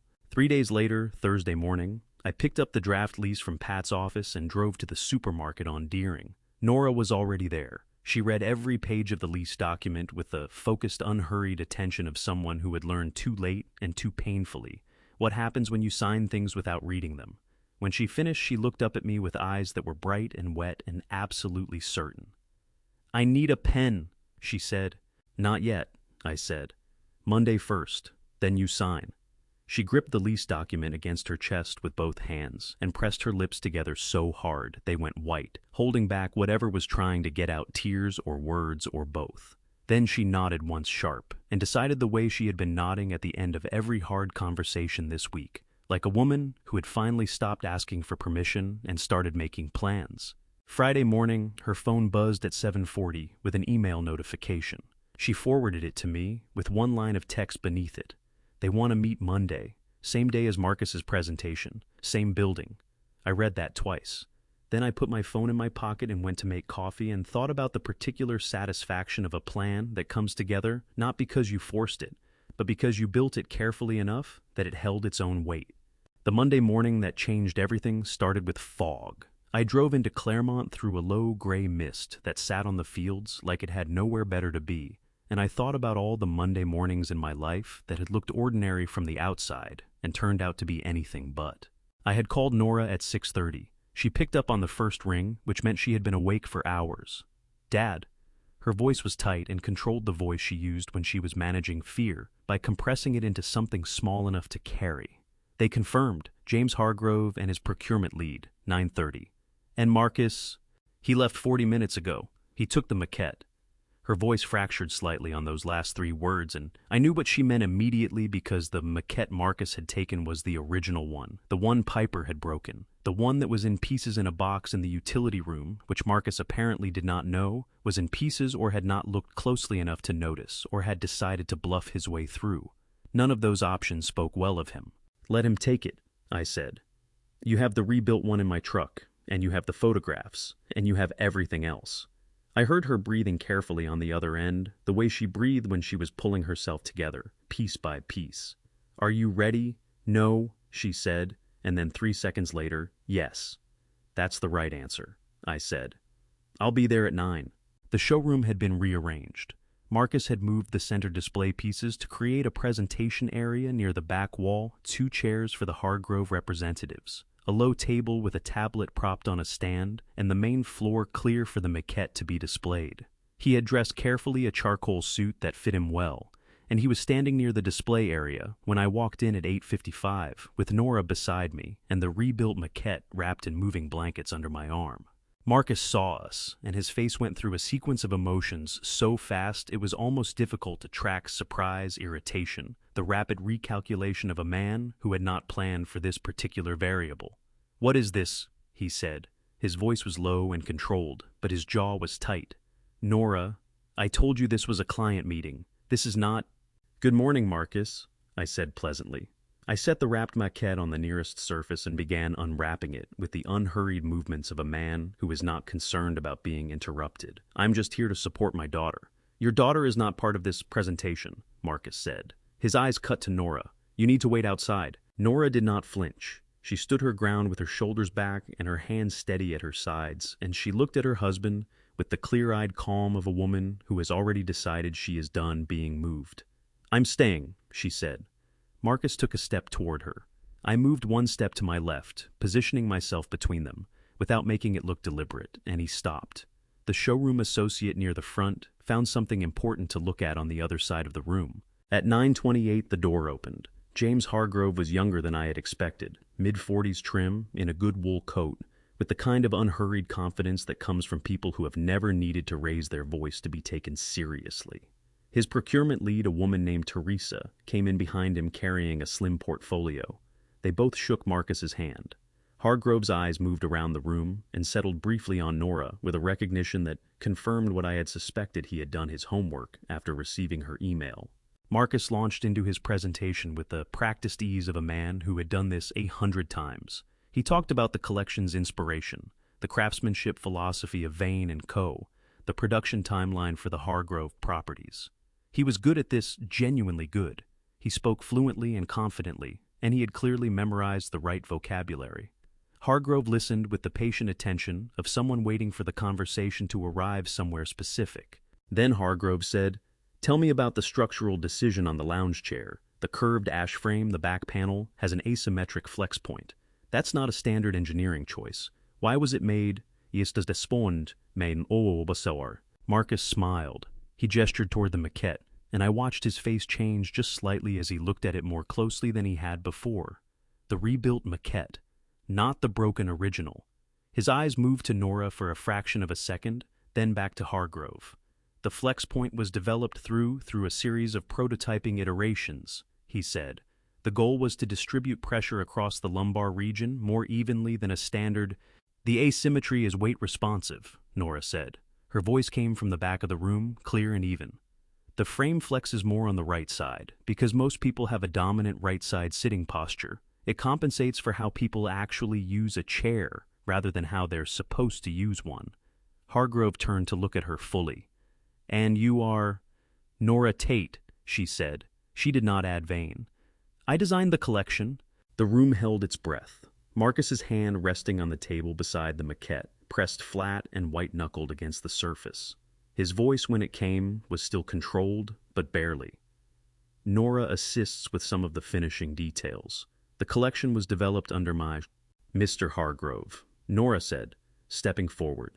"The saddle stitching on the back panel of that chair requires a specific hand technique that I learned from my father. The leather is cut on a 17-degree bias to prevent edge curl and changing humidity. The ash frame grain runs perpendicular to the stress points rather than parallel, which is counterintuitive, but prevents splitting over long-term use." She stopped 2 feet from the maquette and looked at Hargrove directly. "I can tell you every decision in every piece in this room, why it was made, and what problem it solves. Ask me anything." Hargrove looked at her for a long moment. Then he looked at Marcus. Then he looked back at Nora and said with the quiet directness of a man who does not waste words, "What's the drying time on the adhesive used at the frame joints, and why does it matter for this application?" Nora answered without hesitation, clearly and technically and completely. Hargrove nodded once. Teresa was writing in her portfolio. Marcus's face had gone the careful, rigid blank of a man who is calculating very fast in a situation that has moved beyond his control. He straightened his jacket. He cleared his throat.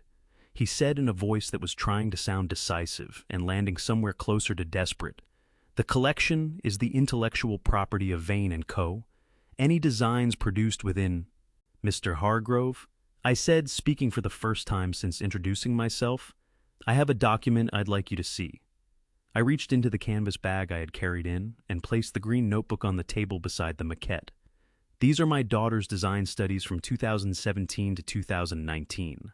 The last 20 pages contain the original sketches for this entire collection, dated November and December of 2019. I opened to the relevant pages and turned the notebook so Hargrove could read the dates clearly. Vane & Co. did not open until December of 2020. Hargrove leaned forward and looked at the notebook. He looked at the dates. He looked at the sketches and then at the maquette beside them. Teresa had stopped writing and was looking too. Hargrove straightened up and extended his hand to Nora. "Ms. Tate," he said, "we'd like you to directly oversee the design implementation for the Hargrove properties, not as a representative of Vane & Co., as the designer of record." He glanced at Marcus with the brief, polite neutrality of a man closing a door. "We'll have our legal team reach out to discuss the contracting structure." Nora took his hand. Her grip was steady. Her eyes were bright and wet at the edges, and her chin was trembling almost imperceptibly, but her voice, when she spoke, was the clearest and most certain I had heard it in years. "Thank you, Mr. Hargrove. I'd be glad to." Marcus stood very still beside the table, with his hand still flat on the surface, and I watched something go out of his face, not anger, not yet, but the specific extinguishing of a man who has just understood that the future he planned no longer exists. Marcus did not say anything during the 20 minutes it took for the Hargrove representatives to complete their pleasantries and leave the showroom. He stood beside the display table, and he watched them go, and he was very, very still, the way a pressure vessel gets still, right before something gives way. I stayed. I had no intention of leaving Nora alone in that room, with what was coming. The moment the door closed behind Teresa, Marcus turned to Nora with a face that had abandoned all pretense of the composed businessman he had been performing for the past hour. His voice came out low and tight and shaking with a rage he was struggling to keep below shouting level. "What did you do?" he said. It was not a question. "I contacted them," Nora said. Her voice was steady. Her hands were steady.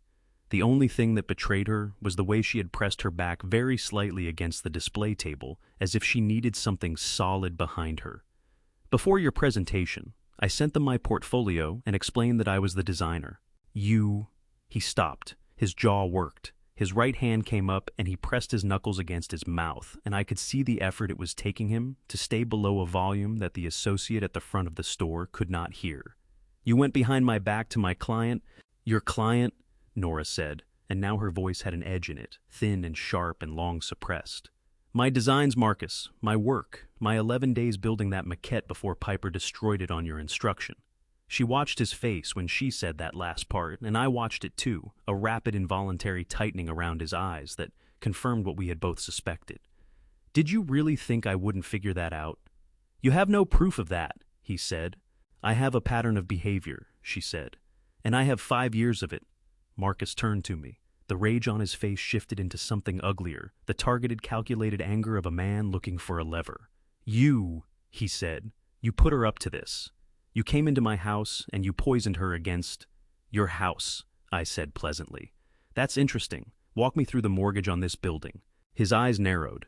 He had not expected that. He turned back to Nora and his voice dropped lower, which somehow made it worse. "You don't have a company. You don't have an LLC. You don't have a business license or a tax ID or a single legal structure that puts your name on anything. Hargrove can want you all they like. The moment their lawyers look at the actual corporate structure, they'll see that every design produced at this address belongs to Vane & Co. Then it's fortunate," I said, "that the designs were not produced at this address. They were produced at my house, before this address was relevant." I picked up the green notebook from the table. November 2019. The dates are on every page. Marcus looked at the notebook in my hand, and something shifted in his face, the recognition of a specific danger he had not accounted for. His hands, I noticed, were shaking slightly now. He pressed them flat against his thighs to stop it. The next morning, the internal meeting notice went out to all Vane & Co. staff and what Marcus called his key partners. A 2 o'clock gathering at the showroom subject line reading "Important update regarding company direction." When Nora forwarded it to me, I drove straight to Claremont. I arrived to find Gerald and Sylvia already seated in the front row of chairs Marcus had arranged in the showroom's open center floor, both of them wearing the settled, expectant expressions of people who had been briefed in advance and had come to enjoy the proceedings. Eddie Kowalski was in the back row. He had not been invited, but he had come anyway, and when I walked in, he caught my eye and gave a short nod that said everything necessary. Cassidy was at the side of the room, standing rather than sitting, her arms crossed over her chest and her eyes on the floor in front of her feet. She had the look of someone who had come because not coming would have been more conspicuous and who was now deeply regretting the calculation. Marcus stood at the front. He had changed back into the charcoal suit. He had his tablet in one hand and his composure reassembled more or less into something that resembled authority. He waited until the room was settled, and then he began. "I want to address something that happened this morning," he said, "an incident that I think everyone in this room deserves to understand fully." His voice was measured and grave, and carrying exactly the tone of a reasonable man reluctantly forced to expose an uncomfortable truth. "My wife, without my knowledge and without any legal authority to do so, reached out to Hargrove Hospitality Group and represented herself as the sole designer of work that belongs to this company. She used materials and designs developed under the Vane encumbered name to attempt to secure a personal contract." He paused to let that settle. "This morning, she also brought her father into a confidential client presentation to make claims that are not supported by the company's legal documentation." He looked around the room. "What Nora did this morning has a name in business law. It's called misappropriation, and I will not allow it to go unaddressed." Gerald nodded vigorously. Sylvia's chin lifted. Cassidy's eyes stayed on the floor. Eddie Kowalski's jaw tightened so hard I could see the muscle in his cheek from across the room. Nora stood at the back beside me, and I felt her whole body go rigid, not with fear this time, but with a fury so compressed and so long in building that I was genuinely concerned about what would happen when it finally found a door. Her nails, I noticed, were pressing into her palm. Her eyes were burning. Marcus looked directly at her and said in a voice loud enough for the whole room, She has been a part of this household and this business in a support capacity. What she did today was take materials that did not belong to her and attempt to profit from this company's work. He let that land. Then he said the word, the one he had clearly been saving, the one he said with the deliberate precision of a man deploying a weapon he has been sharpening for years. The housekeeper does not get to claim ownership of the house. The word landed in the room like something dropped from a height. Nora made a sound sharp, involuntary, like a physical blow, and her hand came up and pressed hard over her heart. Eddie Kowalski stood up from his chair in the back row. He did not say anything yet. He simply stood, and several of the workshop staff near him stood too one by one, like something rising. Marcus looked at them. For the first time since he had begun speaking, his composure showed a crack. I reached into the canvas bag at my feet, and I placed the dark green notebook, the 3 sealed letters from Midwest Design Collective, and a printed copy of Marcus's email to Cassidy on the display table at the front of the room in a line where everyone could see them. "Then let's talk," I said, "about what actually belongs to whom." The room had the particular held-breath quality of a place where everyone present knows something irreversible is about to happen, and no one is entirely sure which direction it will fall.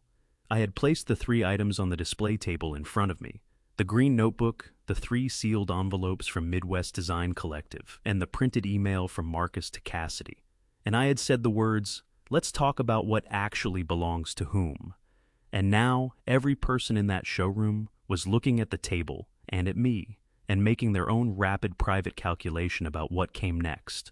Marcus moved first. He stepped toward the table with his hand extended, reaching for the email printout, and I placed my own hand flat on top of it before he could touch it. "That's a copy," I said pleasantly. "I have the original at home, and Patricia Owens has seen it." I watched his hand retract. "But let's start with this." I opened the green notebook to the pages I had already marked with paper clips the November and December 2019 sketches and turned it so the room could see. "My daughter's design journal. The dates are on every page. You've already seen them, Mr. Hargrove. November 2019. Every piece in this room." I tapped the cover once and set it back on the table. "Nothing in that has changed since this morning." Gerald made a dismissive sound from the front row. "Anyone can write a date in a notebook." "True," I said, "which is why the notebook also shows the design evolution. The corrections, the crossed-out measurements, the notes in the margins where she changed her mind about a material or a proportion.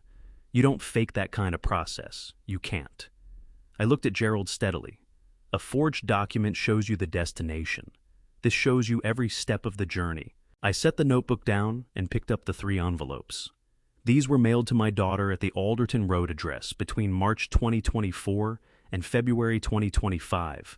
They're from the Midwest Design Collective, one of the most respected regional design organizations in Ohio and Indiana. I held the first envelope up, so the postmark was visible. Still sealed. She never received them. I set them down in front of the room.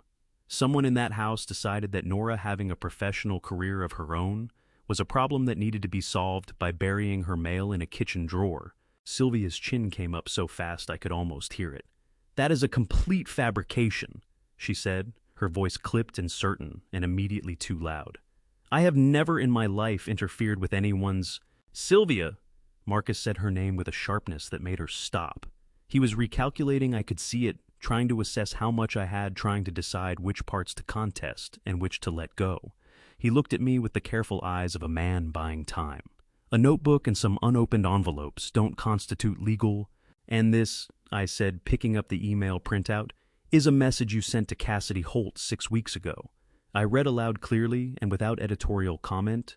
"The new design collection will be completed by late September. Once the Hargrove contract is signed and the deposit received, Cassidy will be moved into her new role. The current arrangement at home will be resolved at that point. Plan accordingly." I set it back on the table and looked up. "The current arrangement at home. That's my daughter. You were planning to take her work, sign the contract, and then remove her from the house she has lived in for 5 years." The room was airless. I could hear someone near the back breathing in shallow, rapid increments. Eddie Kowalski stepped forward from his position near the back wall. He had the deliberate, unhurried movement of a man who has made up his mind and is not interested in being argued with. He stopped in the center of the room and addressed the assembled staff rather than Marcus turning slightly so his voice carried to every corner. "I've been in that workshop for 4 years," he said. "Every design that has gone into production in that time came from Nora. She brought us the drawings, she walked us through the specs. When a joint came out wrong or a seam didn't lie flat, she was the one in the workshop at 10 o'clock at night fixing it." His voice was rough and direct, the voice of a man who does not use more words than necessary and means everyone he uses. Mr. Vane told clients the designs were his. We knew that wasn't true. We didn't say anything because we needed our jobs. He paused. "I'm saying it now." 3 of the workshop staff stood up behind him, then 2 more. Then the young associate from the front of the store, who had been trying to become invisible for the past hour, stood up, too slightly trembling chin, forward doing it anyway. Marcus looked at the standing row of his own employees, and something moved across his face that I had not seen there before. Not anger, not calculation, but something rawer and more fundamental. The look of a man who has just understood for the first time that the structure he believed was built around him was actually built by someone else and had just chosen a different foundation. He turned to Nora. His voice dropped to something that was almost private, almost a different register entirely stripped of the performance. "Everything I built for us," he said. "For this family, you want to throw that away because of a notebook and some old letters?" Nora looked at him for a long moment. Her eyes were wet, but her jaw was set with the particular firmness of a woman who has rehearsed this conversation in her head 1,000 times and is finally having it out loud. "You built a showroom," she said. "I built everything in it, and for 5 years you called me the housekeeper while I did it." Her voice broke on the last 4 words, and she pressed through the break without stopping, refusing to let it derail her. "You used the word again today, Marcus, in front of all of these people. I need you to understand that every single person in this room heard you say it." Marcus opened his mouth. He closed it. He looked around the room at the standing employees, at Sylvia, whose certainty had visibly cracked, at Gerald, who had stopped nodding, at Cassidy, who was still staring at the floor with her arms wrapped around herself, like someone bracing against cold, and for the first time in the 5 years I had known him, Marcus Vane had nothing to say. I reached into the canvas bag one more time and set the rebuilt maquette on the table beside the notebook and the letters. "The original maquette," I said, "was destroyed last Thursday in the storage room at Alderton Road. This is the one my daughter and I rebuilt over the following weekend." I looked at Marcus directly. "The Hargrove contract specifies Nora Tate as designer of record. The Midwest Design Collective has been informed that she will be responding to their standing invitation, and Patricia Owens is drafting documentation to formalize her ownership of the original design catalog." I picked up the canvas bag. "If you'd like to contest any of that, you're welcome to, but I'd suggest you read the dates in that notebook very carefully before you decide what you're willing to put your name on in court." I stepped back and gave the room back to itself. And in the front row, for the first time since she had arrived, Sylvia Vane pressed both hands against her knees and looked at the floor and said absolutely nothing. The showroom door opened at the exact moment when Marcus was drawing breath to respond to me, and whatever he had been about to say dissolved entirely when he saw who walked in. I had made one phone call the previous week that I had not told Nora about. I had found Diane Marsh through the property records attached to the wire transfer documentation. Patricia had pulled a name and a city enough to track down a phone number.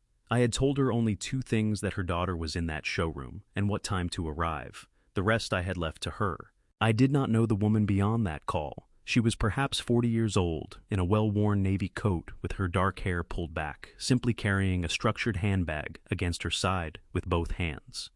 The way people carry things they are not planning to put down. She stepped inside with the careful deliberateness of someone who has driven a long way to get here and has been thinking about this moment for longer than the drive. She looked around the room with quick, searching eyes, and then her gaze landed on Piper, who had been standing near the side window since the meeting began, and the woman's face did something extraordinary. It crumpled and then immediately steadied itself the way a face does when someone refuses to cry in public, but the body hasn't gotten the message yet. Her lips pressed together hard, her hands tightened on the handbag. Piper had gone completely rigid. Every muscle in her 16-year-old body locked at once, and the color left her face so fast, she looked like someone had switched off a light inside her. Her voice came out in a sound I had never heard from her before. Not the flat performative indifference she had used to tell me the maquette just fell, but something small and cracked and real. "Mom," she said. Just that one word. Like a question she had stopped letting herself ask. Marcus moved with the speed of a man who has been dreading this specific moment for years. He stepped between the woman and Piper, with both hands raised, palms out, his voice dropping to something low and urgent and private in a room that was no longer private.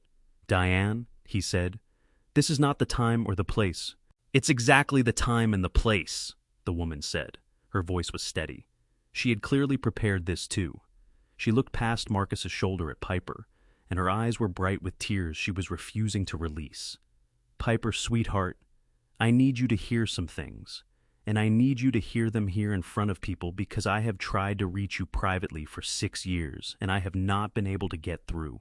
"She doesn't want to hear from you," Marcus said. "She never has. I told you—" "You told her I left," Diane said. The steadiness in her voice cracked slightly on the word left, like a bone with a hairline fracture that holds but shows the stress.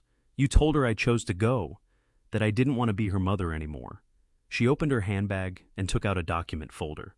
"I have 6 years of certified mail receipts. I have 6 years of wire transfer records. I have photographs of letters I sent to this address that were signed for and never passed on."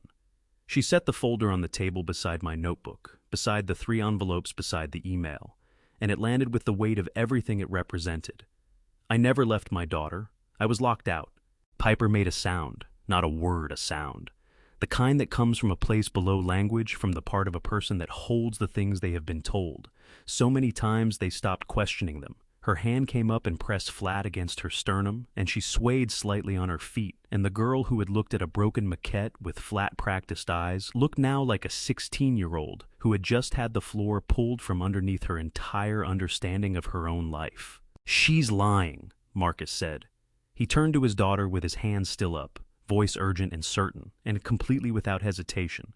"Piper, listen to me. You know what she was like. You know why I had to—" "Marcus?" Diane's voice cut through his like a knife through paper. "The wire transfers went to account ending in 4479. That is not Piper's account. That has never been Piper's account." She looked at Sylvia in the front row. "I imagine you know whose account it is." Sylvia's face had gone the color of old concrete. Gerald had stopped moving entirely beside her, the way a man stops moving when he is hoping stillness will make him less visible. "I watched Piper. She was watching her father. She was watching him the way you watch someone when you are waiting for them to say something that will make the ground solid again. And with every second that passed without him saying it, the ground got less solid. Her chin was trembling. Her eyes were filling. "Dad," she said, "tell me it's not true. Tell me she left. Tell me you didn't—" Her voice broke completely. "Tell me you didn't take her letters, Dad. Tell me." Marcus turned to his daughter with the expression of a man who has been good at this for a long time, the reassurance, the reframing, the particular warmth that he deployed when he needed someone to believe him. He opened his mouth. Diane Marsh spread the wire transfer records across the table beside the folder with quick, efficient movements. 6 pages, 6 years of documented monthly transfers, the destination account printed clearly at the top of each. $43,200, she said. Sent for Piper. Not $1 of it reached her. Marcus closed his mouth. For the second time in one afternoon, he had nothing to say that would hold. Piper looked at the wire transfers. She looked at her father. Her face was doing something complicated and painful, the specific devastation of a young person who has just discovered that the story of their own life was not the story they were told, and that someone they loved absolutely was the one who rewrote it. Her eyes overflowed. She pressed the back of her wrist hard against her mouth, and the tears ran down over it, and her shoulders heaved once, twice with the effort of containing something that was not going to be contained. "You said she didn't want me," Piper said. Her voice was wrecked thin and high and fractured all the way through. "You said she chose to go. You said she never even called." She looked at Diane, and she could not stop the crying. Now it was coming, whether she permitted it or not, great shaking sobs that she tried to suppress and couldn't. "She called every week for the first year," Diane said, and her own voice broke on it, 6 years of that grief coming through the single sentence. She took one step forward, and Piper took one step forward, and then Piper crossed the distance between them in a rush and pressed her face against her mother's shoulder and cried the way children cry when they have been separated from something essential. For so long, they had almost forgotten what it felt like in great heaving waves, with her whole body holding on with both hands. Diane held her. Her eyes were closed. Her face over her daughter's head was a picture of relief and grief in equal measure, both of them too large to separate. Marcus stood in the center of his own showroom. Sylvia reached up and touched his sleeve, but he did not move toward her. He stood very still and watched his daughter cry in the arms of the woman he had told her, for 6 years, did not love her. I thought of Nora standing behind me with her arms wrapped around herself. I thought of what it costs a person to watch their child be told repeatedly and convincingly that they are not worth loving. And I thought there are many ways to hurt a family. Marcus Vane had found most of them. Cassidy Holt moved. She uncrossed her arms. She reached into her handbag and her hand was shaking, visibly, unmistakably trembling, as she pulled out her phone. I found out later she called the police non-emergency line and asked what a person needed to do to report financial fraud against a minor. She stayed on that call for 11 minutes. Marcus did not notice. He was watching his daughter. Cassidy Holt had been standing at the edge of that room for 2 hours with her arms crossed and her eyes directed at the floor, and I had watched her the way I watch a joint that is under more stress than it was designed for, waiting to see which direction it would give way. When she reached into her handbag with shaking hands, I did not know what she was reaching for. I only knew that the movement had a quality of decision about it, the kind that comes after a long time of choosing not to decide. She pulled out her phone. She looked at the screen for a moment, jaw tight throat, moving as she swallowed hard. Then she looked up, not at Marcus, not at me, not at Nora. She looked at Piper, who was still pressed against Diane's shoulder, with her face buried and her shoulders shaking. "Piper," Cassidy said. Her voice came out rougher than she had probably intended, scraped thin by whatever it had cost her to say the name at all. "I need you to see something." Piper lifted her head from her mother's shoulder. Her face was wrecked red and swollen eyes nearly swollen shut from crying hair sticking to the wet tracks on her cheeks. She looked at Cassidy with the raw, unguarded expression of someone who has just had their emotional infrastructure demolished and has no defenses left to deploy. Cassidy walked toward her. Her legs were not entirely steady. She held the phone out screen facing Piper, and I could see from my angle what was on it, a shopping order confirmation, the kind of receipt that gets sent to an email address automatically with a list of items and a payment method and a shipping address. Cassidy had not deleted it. I thought about why a person keeps a receipt like that, and I thought, because some part of her already knew and was already building a record. "Marcus ordered those for me," Cassidy said, and her voice cracked on the word "me" with a shame she was not trying to hide. "About 8 months ago, I thought I told myself it was just how he showed appreciation. I didn't ask where the money came from." She pressed her lips together so hard they went white. "Last month I saw the account name on a forwarded statement, Vane Family Savings. I looked it up." She looked at Piper directly, and her eyes were bright with unshed tears that she was refusing to release because she had not yet earned the right to cry in this room. "That account has your name on it, Piper. It was set up for your education." Piper stared at the phone. She read the screen. She read it again. And then she turned to her father with an expression that I will not forget as long as I live. Not rage, not grief exactly, but the specific devastation of a child who has just discovered that the person who was supposed to protect her most completely has been the most complete source of her harm. "My college fund," she said. The words came out barely above a breath. "Dad, my college fund." She took one step toward him and then another, and her voice gathered volume as she moved, not because she was performing, but because the feeling was too large for a small voice. "Grandma started that account when I was born. She put money in it every birthday, every Christmas. You told me it was growing. You showed me statements."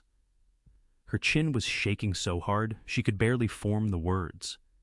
"Were those statements real? Dad, were any of those statements real?" Marcus looked at his daughter. He opened his mouth, and I watched him search himself for the version of this that could be managed, the explanation that would reframe it into something survivable, the particular fluency he had always had with difficult truths, and find nothing. The fluency was gone. In its place was just a man standing in front of a 16-year-old girl who was asking him a question he could not answer without destroying himself. "Piper," he started. "Don't say my name like that," she said, and her voice broke completely on the last word.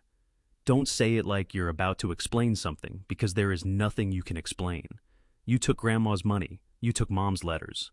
She was crying openly now, not the controlled grief from before, but something furious and fundamental, tears streaming unchecked down her face, hands balled into fists at her sides. "You told me she didn't love me.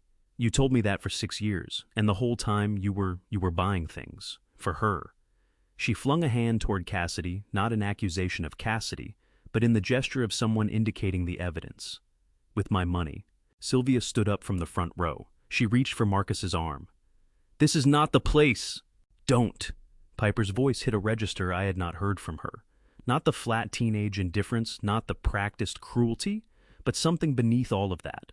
The voice of the actual person, underneath all the years of being told who to be by people who needed her to be useful to them. Don't tell me where the place is. Don't tell me to calm down.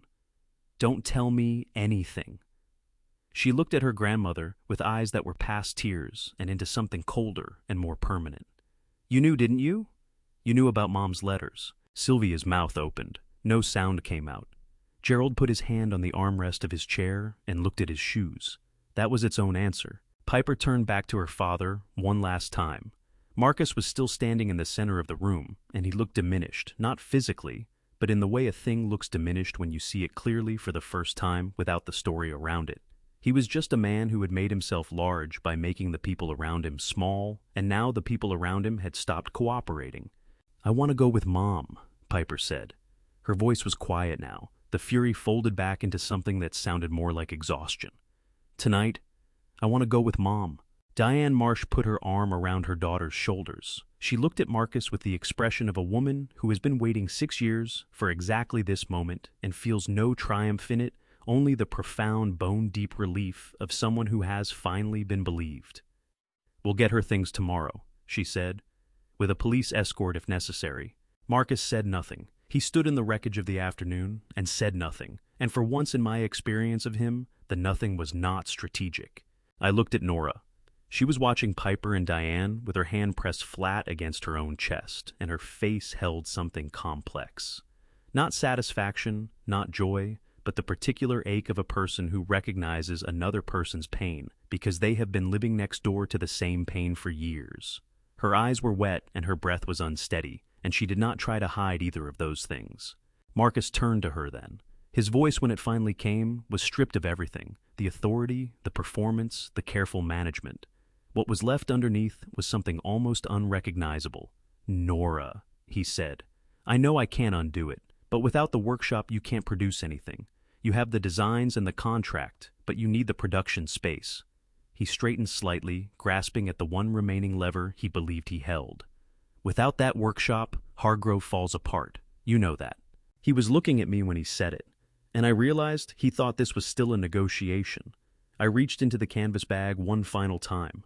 There is a deep satisfaction in doing things properly, not quickly or loudly, but correctly, with patient preparation, honest materials and joints, seated true before finishing.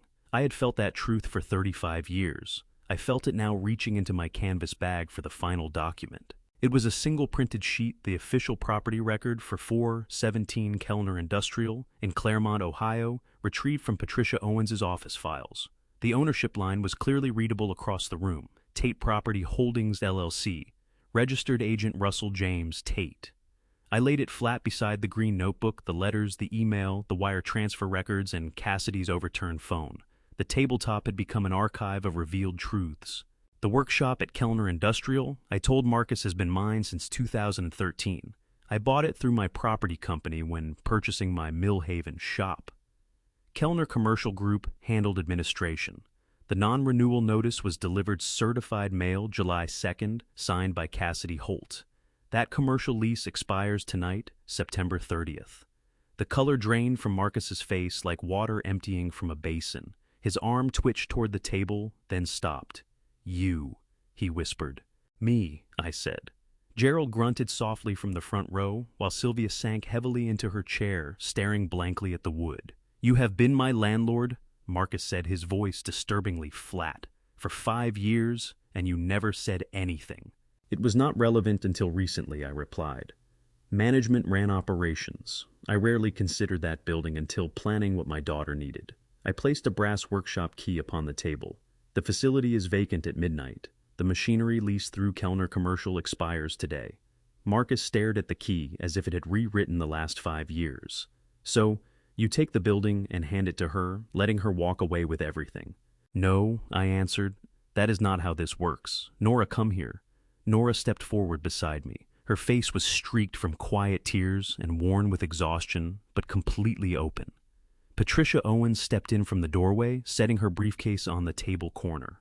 Nora, I said. Patricia prepared the lease. Market rate 12 months renewal options, listing you as sole tenant. I am not gifting this building. You are renting legitimately, and whatever you build inside belongs to you.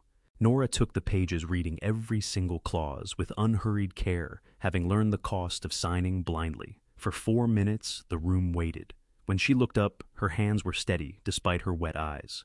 Patricia, do you have a pen? Patricia handed her one.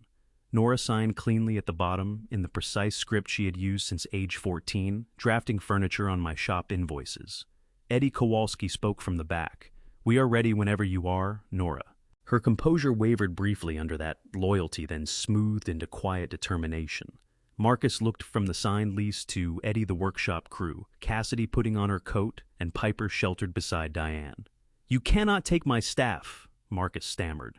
They have binding agreements at will employment, Eddie said pleasantly. It cuts both ways. Marcus turned back to Nora for one desperate plea. Nora, we built 5 years together. You built a showroom, Nora replied without cruelty. I built everything inside it. I am taking what I created. She set Sylvia's brass service bell gently before him. This bell will never summon your housekeeper again. She gathered her lease notebook letters and maquette. I took my bag and we walked out together. Behind us, the brass bell sat on display. Nobody rang it.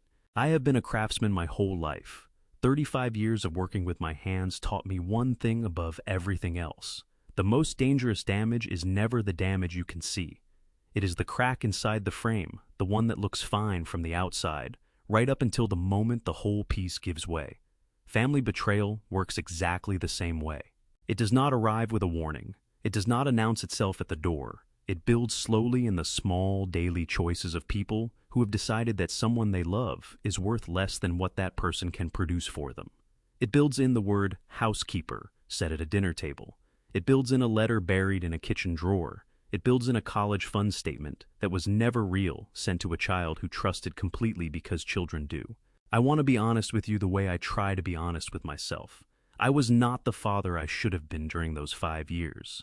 I saw the signs, small ones, easy to explain away, and I told myself it was not my place to interfere in my daughter's marriage. I told myself she was an adult. I told myself she would come to me when she was ready, and while I was telling myself all of those comfortable things, my daughter was standing at a dinner table that had no chair for her. Do not do what I did. Do not wait for the frame to break before you check what is holding it together. The people you love need you to look closely, and they need you to do it before the damage becomes visible from the outside. I believe, and I say this as a man who has buried a wife, raised a daughter alone, and spent more evenings than I can count, sitting in a garage talking to the tools on the wall, that God does not place us in each other's lives so that we can take from one another. He places us there so that we can be the person who shows up, who looks at the crack before it becomes a collapse, who says, I see you and I am not going anywhere. That is the only version of family story that has ever meant anything to me. And my honest opinion after everything I have seen and done in the past 30 days is this: no talent should be made invisible. No sacrifice should go unnamed. No person who builds something beautiful should be told they are only there to serve. If someone in your life is doing that to you, you are not obligated to keep handing them your best work and calling it love. Nora walked out of that showroom with a signed lease, a notebook full of her own handwriting, and her name on a contract that no one could take from her. She did not walk out healed. She did not walk out finished. But she walked out standing on ground that was legally, completely, entirely her own. That is enough to begin. If this family story found something true in you today, leave a word in the comments below. Tell me your story, or just tell me you were here. Share this with someone who needs to hear it, because sometimes the right story finds people at exactly the right moment. And if you want to stay with us for what comes next, the subscribe button is right there. It is free, and it means this channel can keep going. Thank you. Genuinely from the bottom of an old craftsman's heart, thank you for staying with me until the very end. The stories on Revenge Dad are inspired by real human experiences, but contain fictional elements shaped for the screen with the purpose of reflection and connection. If this type of content is not for you, we respect that. Please feel free to find something that serves you better. For everyone who stayed, we will see you in the next one.